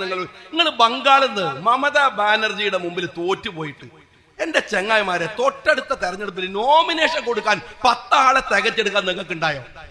ത്രിപുരയിൽ ഉണ്ടായോ? എന്താ കാര്യം എന്ന് വെച്ചാൽ അധികാരം പോയപ്പോ ഇവരെ ഈ അലാക്കനി എങ്ങനെങ്കിലും ഒന്ന് രക്ഷപ്പെടാന്നുള്ളവർക്ക് BJP-യിലും മറ്റു കോൺഗ്രസിലൊക്കെ പോയി ചേർന്നു, മമതാ ബാനർജിയുടെ കൂടെ ചേർന്നു. ത്രിപുരയിൽ 2ാമത് വരാൻ പറ്റിയോ? CPM-ന് വേണ്ടി മുദ്രാവാക്യം തെരുവിൽ ആളുണ്ടോ? ബംഗാളിലുണ്ടോ? ഇത് ഇന്ത്യയിൽ മാത്രമല്ല, ലോകത്ത് റഷ്യ, ഇത് പണ്ടത്തെ ആളുകൾ പറയും ഉന്നക്കായി പൊട്ടിയ മാതിരി ഇതാണ്. റഷ്യ പൊട്ടിത്തെറിച്ച് ഒരുപാട് രാജ്യമായി. ആ രാജ്യങ്ങൾ ഏതെങ്കിലും കമ്മ്യൂണിസ്റ്റത്തെ ഫോളോ ചെയ്തോ? കമ്മ്യൂണിസ്റ്റ് പ്രത്യയശാസ്ത്രത്തെ കൊണ്ടുവരണോ? ഇല്ല. അവരൊക്കെ കിട്ടിയ സ്വാതന്ത്ര്യമായിട്ട് അവര് വേറെ വഴിക്ക് പോയി. CPM-കാരൻ മനസ്സിലാക്കിക്കോ, ഞങ്ങള് അധികാരത്തിന്റെ നക്കാപ്പിച്ച കൊണ്ട് ജീവിക്കുന്നവരല്ല. പക്ഷെ ഒന്നുണ്ട്, അധികാരം എന്ന് പറയുന്നത് ഞങ്ങളുടെ കൂടി അവകാശമാണെന്ന ബോധത്തിന്റെ പേരിൽ സമരരംഗത്ത് നിൽക്കുന്നവരാ ഞങ്ങൾ. അത് രണ്ടു തമ്മിൽ വ്യത്യാസമുണ്ട്. അത് രാഷ്ട്രീയ ബോധമാണ്. നിങ്ങൾ ആലോചിച്ച് നോക്ക്, ഇവിടെ ഒരു ബാങ്കിലെ തെരഞ്ഞെടുപ്പിന് ജയിക്കാൻ നിങ്ങൾ എന്തെല്ലാം വൃത്തികേട് കാണിക്കും, എന്തെല്ലാം വൃത്തികേട്. നേരത്തെ പറഞ്ഞു, നിങ്ങൾ ആലോചിച്ച് നോക്കുമ്പോ രാഹുൽ ഗാന്ധി ഒരു പുതിയ ഇഷ്യൂസ് കൊണ്ടുപോകും. വലിയ ഒരുപക്ഷെ നമ്മൾ അത്ഭുതം തോന്നുന്ന വിധത്തിൽ ആ മനുഷ്യൻ നമ്മളെയൊക്കെ അത്ഭുതപ്പെടുത്തുകയാണ് ഓരോ നിമിഷം. ഇത്രമേൽ ത്യാഗബുദ്ധിയോടെ, അർപ്പണബോധത്തോടെ രാഷ്ട്രത്തെ അത്രമേൽ തന്നിലേക്ക് ആവാഹിച്ച് അതിനുവേണ്ടി മാത്രം പണിയെടുക്കുന്ന ഒരു മനുഷ്യൻ. അയാൾ പറഞ്ഞു, വോട്ടിലെ കള്ളത്തരങ്ങളെ കുറിച്ച് പറഞ്ഞു. അതിങ്ങനെ അയാളിങ്ങനെ വിശദീകരിച്ചു. ഞാനിങ്ങനെ ഒന്ന് കണ്ണിമ തെറ്റാതെ ഞാനത് കേൾക്കുകയായിരുന്നു. പക്ഷെ എനിക്ക് കേട്ടിങ്ങനെ കുറെ കഴിഞ്ഞപ്പോഴാണ് ഞാൻ MA ബേബിയെ ശ്രദ്ധിക്കുന്നത്. അപ്പൊ MA ബേബി ഇതൊക്കെ എന്ത് എന്നുള്ള ലൈനിൽ വളരെ കൂളായിട്ട് കുത്തിരിക്കാണ്. മൂപ്പർക്ക് ഇതൊന്നും ഒരു അതിശയമില്ല. മൂപ്പര് ഇതെന്ത് നമ്മളിതൊക്കെ എത്ര അവിടെ നടത്തിയാന്നുള്ള ലൈനിലാണ് മൂപ്പരാടിരിക്കുന്നത്. എനിക്കുണ്ടായ കൺഫ്യൂഷൻ എന്താ വെച്ചാൽ, ഇയാൾ ഇതിനകത്തുനിന്ന് വല്ല പുതിയ പോയിന്റും കണ്ടുപിടിച്ച് അടുത്ത പഞ്ചായത്ത് തെരഞ്ഞെടുപ്പിൽ ഇവിടെ പ്രയോഗിക്കുന്നതായിരുന്നു എനിക്കുണ്ടായിരുന്ന ബേജാറ്. ആജാദി പണിയാണ്. ഞാൻ ഒരു കണ്ണൂരിൽ ഒരു 3 തവണ കണ്ടസ്റ്റ് ചെയ്ത ഒരാൾ എന്നുള്ള നിലക്ക് 2 തവണ MLA ആയ ആൾ എന്നുള്ള എനിക്ക് നന്നായിട്ട് അറിയാം. കാരണം എന്റെ മണ്ഡലത്തില് ഗവർണർക്ക് അറിയാം, ഞാൻ 160ഓളം ബൂത്തുകളുണ്ട്. ഞാനവിടെ മത്സരിക്കാൻ പോയ സമയത്ത് 16 ബൂത്ത് തെരഞ്ഞെടുത്തിട്ട്, നിങ്ങൾക്കൊക്കെ അറിയില്ലേ, ഇപ്പൊ നമ്മളുടെ കുറുക്കോളിയൊക്കെ എല്ലാ ബൂത്തിലും തെരഞ്ഞെടുപ്പ് ദിവസം പോകും, എല്ലാ സ്ഥാനാർത്ഥിയും പോകും. പക്ഷെ ഞാൻ ആ 140 ബൂത്തിലും പോയില്ല. ഞാൻ പോയത് 16 ബൂത്തിലാണ്. ആ 16 ബൂത്തിൽ നടക്കുന്ന തോന്നിയവാസമാണ് ആ കോൺസ്റ്റിറ്റ്യുവൻസി പോകാൻ കാരണം. അവിടെ 90%, 95% വോട്ട് അത് മുഴുവൻ CPM കുത്തിയിടലാണ്. അവിടെ ഇങ്ങനെ കോൺവോയ് യാത്ര ചെയ്തു, പ്രവർത്തകരെ മുഴുവൻ അവിടെ സന്നിവേശിപ്പിച്ചു, അവിടെ വിന്യസിപ്പിച്ചു. ഈ ആളുകൾ അപ്പുറത്തെ ബൂത്തുകളോ സ്വാഭാവികമായി നടക്കുന്നു. അവിടെ ജനാധിപത്യമുണ്ട്. നിങ്ങൾ ഇത് എപ്പോഴോ ചെയ്യുന്നതല്ലേ? ഞാൻ കമ്മ്യൂണിസ്റ്റ് പാർട്ടിക്കാരനോട് പറയുന്നത്, രാഹുൽ ഗാന്ധി അതുകൊണ്ടാണല്ലോ രാഹുൽ ഗാന്ധിയുടെ പിറകിൽ രാജ്യം മുഴുവൻ നിൽക്കുമ്പോ എല്ലാവരും നിൽക്കും. നിങ്ങൾക്ക് എന്താ നിൽക്കാൻ പറ്റാത്തത്? ബീഹാർ പോയി നോക്ക്. ബീഹാറിലെ ജനാധിപത്യ വിശ്വാസികൾ മുഴുവൻ ആ മനുഷ്യന്റെ പിറകിലാണ്. കേരളത്തിൽ വന്നാൽ ഞങ്ങൾ ആ മനുഷ്യന്റെ പിറകിലുണ്ട്. ഞങ്ങൾ ഒരുമിച്ചാണ് നിൽക്കുന്നത്. അദ്ദേഹത്തെ ജയിപ്പിക്കുമ്പോൾ, അദ്ദേഹം പറയുന്ന 2ാമതൊരു സ്ഥാനാർത്ഥിയെ ജയിപ്പിക്കുമ്പോൾ അദ്ദേഹം പറയുന്ന രാഷ്ട്രീയത്തെ ഞങ്ങൾ ഏറ്റെടുക്കുന്നുണ്ട്. എന്തുകൊണ്ടെന്നാൽ വർത്തമാന ഇന്ത്യയിൽ അതിന്റെ പ്രസക്തി ഉള്ളത് കൊണ്ടാണ്. എന്റെ CPM-കാരാ നിങ്ങൾക്ക് കേരളത്തിൽ രാഹുൽ വരുമ്പോൾ ഏറ്റെടുക്കാൻ കഴിയാത്തത്? ഡൽഹിയിൽ പോയാൽ രാഹുൽ ഹലാലാവുകയും കേരളത്തിൽ വന്നാൽ രാഹുൽ ഹറാമാവുകയും ചെയ്യുന്ന ഈ രാഷ്ട്രീയത്തിന്റെ വാല്യൂ എന്താണ്? സത്യസന്ധത എന്താണ്? ഞാൻ എല്ലാ ചെറുപ്പക്കാരോടും സ്നേഹപൂർവ്വം പറയട്ടെ, നമ്മളില് ഈ ഭരണകൂടങ്ങൾ ഉണ്ടാക്കാൻ ശ്രമിക്കുന്നത് ഭീരുത്വമാണ്, ഭയമാണ്. ഭയമാണ് നമ്മളെ പേടിപ്പിക്കുക. ഈ നരേന്ദ്രമോദി, നിങ്ങൾ മനസ്സിലാക്കിക്കോളൂ, കഴിഞ്ഞ 1 മാസത്തിനിടക്ക് 6 മാസത്തിനിടക്ക് ഇന്ത്യ ടുഡേ നടത്തിയ സർവേയുടെ വാർത്ത ഇന്ന് പുറത്തു വന്നു. എന്താ വാർത്ത എന്നറിയോ? 10% മോദിയുടെ പ്രഭ മങ്ങിയത്. 10%. ഇന്ന് മോദി ഡൽഹിയിൽ നിൽക്കുന്നത് നമ്മളൊക്കെ വിചാരിച്ച പോലെ കഴിഞ്ഞ തെരഞ്ഞെടുപ്പിൽ ജയിക്കേണ്ടത് കോൺഗ്രസ് നേതൃത്വം കൊടുക്കുന്ന ഇന്ത്യ മുന്നണിയായിരുന്നു. എല്ലാവർക്കും അറിയാം, കള്ളവോട്ടുകൾ ചെയ്ത് കള്ളത്തരങ്ങളുടെ വഴിയിലൂടെ അധികാരത്തിൽ വന്നു നിൽക്കുകയാണ് മോദി. ഇപ്പോഴും അയാൾക്ക് അതിന്റെ ചലിപ്പുണ്ട്, RSS-ന് അതിന്റെ ചലിപ്പുണ്ട്, സാമാന്യ ബോധമുള്ളവർക്ക് അതിന്റെ ചലിപ്പുണ്ട്. അതുകൊണ്ട് തന്നെ രാഹുൽ ഗാന്ധി ഈ പ്രശ്നങ്ങൾ കൂടെ ഉന്നയിക്കുന്ന പശ്ചാത്തലത്തിൽ 10% പിറകോട്ട് പോയി നരേന്ദ്രമോദി. അതും ഇന്ത്യ ടുഡേയുടെ സർവേയാണ്. അവസാനിക്കും. ഒരു പേടി പിടിക്കലും അതിർത്തി കൊണ്ടുപോയി തള്ളും, നിങ്ങൾ അങ്ങ് ഇല്ലാണ്ടാക്കും. ഇവിടെ മുസ്ലിങ്ങൾക്ക് ജീവിക്കാൻ പറ്റൂല. ഞങ്ങൾക്കറിയാം, ഈ രാജ്യം ഒരുത്തന്റെയും തറവാട്ടു സ്വത്തല്ല, ഞങ്ങളെല്ലാവരും ഒരുമിച്ചുണ്ടാക്കിയ നാടാണ്. ഈ തിരൂര് വന്നിട്ട് ഞാൻ ആ ചരിത്രമൊന്നും പറയണ്ടല്ലോ. സ്വാതന്ത്ര്യ ചരിത്രം ഒന്നും പറയണ്ടല്ലോ. ഞങ്ങൾ എല്ലാവരും ഒരു കാര്യം നിങ്ങൾ ഓർത്തോ, 20 കിലോമീറ്റർ ചുറ്റളവില് 40 കിലോമീറ്റർ നീളമുള്ള ആ ഫലസ്തീന്റെ മണ്ണിലെ മനുഷ്യരെ തീർക്കാൻ ലോകത്തിൽ അമേരിക്കയുടെ വലങ്കയായ ഇസ്രായേല് കളി തുടങ്ങിയിട്ട് അവസാനം നെതന്യാഹുവിന് മാത്രമല്ല ഇസ്രായേലി സമൂഹം ലോകത്ത് മുഴുവൻ അരക്ഷിതമായി ജീവിക്കുന്ന അപകടമുണ്ടാക്കിയതല്ലാതെ ഇസ്രായേലിലെ മനുഷ്യർക്ക് വേണ്ടി ഈ വൃത്തികെട്ട നെതന്യാഹുവിന് ഒന്നും ചെയ്യാൻ കഴിഞ്ഞിട്ടില്ല. മനുഷ്യരെ തമ്മിൽ തല്ലിക്കാൻ ഭരണകൂടങ്ങൾ ഇറങ്ങുന്നത് അവരുടെ അധികാരത്തിന് വേണ്ടി മാത്രമാണ്, നമ്മുടെ സമാധാനത്തിന് വേണ്ടിയല്ല. 80% വരുന്ന ഇന്ത്യയിലെ ഹിന്ദുക്കൾക്ക് ഈ ഭരിച്ച 10 കൊല്ലം അവന്റെ പെട്രോളിന്റെ വില പോലും കുറച്ചു കൊടുത്തിട്ടില്ല. അവന് പ്രത്യേകമായ ആനുകൂല്യമില്ല. ഈ മാർക്കറ്റിൽ നിന്ന് നിങ്ങൾ പച്ചക്കറി വാങ്ങുമ്പോ അതിന്റെ അധികരിച്ച വില 20% മറ്റു മതസ്ഥർ കൊടുക്കുമ്പോ 80% പേ ചെയ്യുന്നത് ഇവിടുത്തെ ഹിന്ദു സമൂഹമാണ്.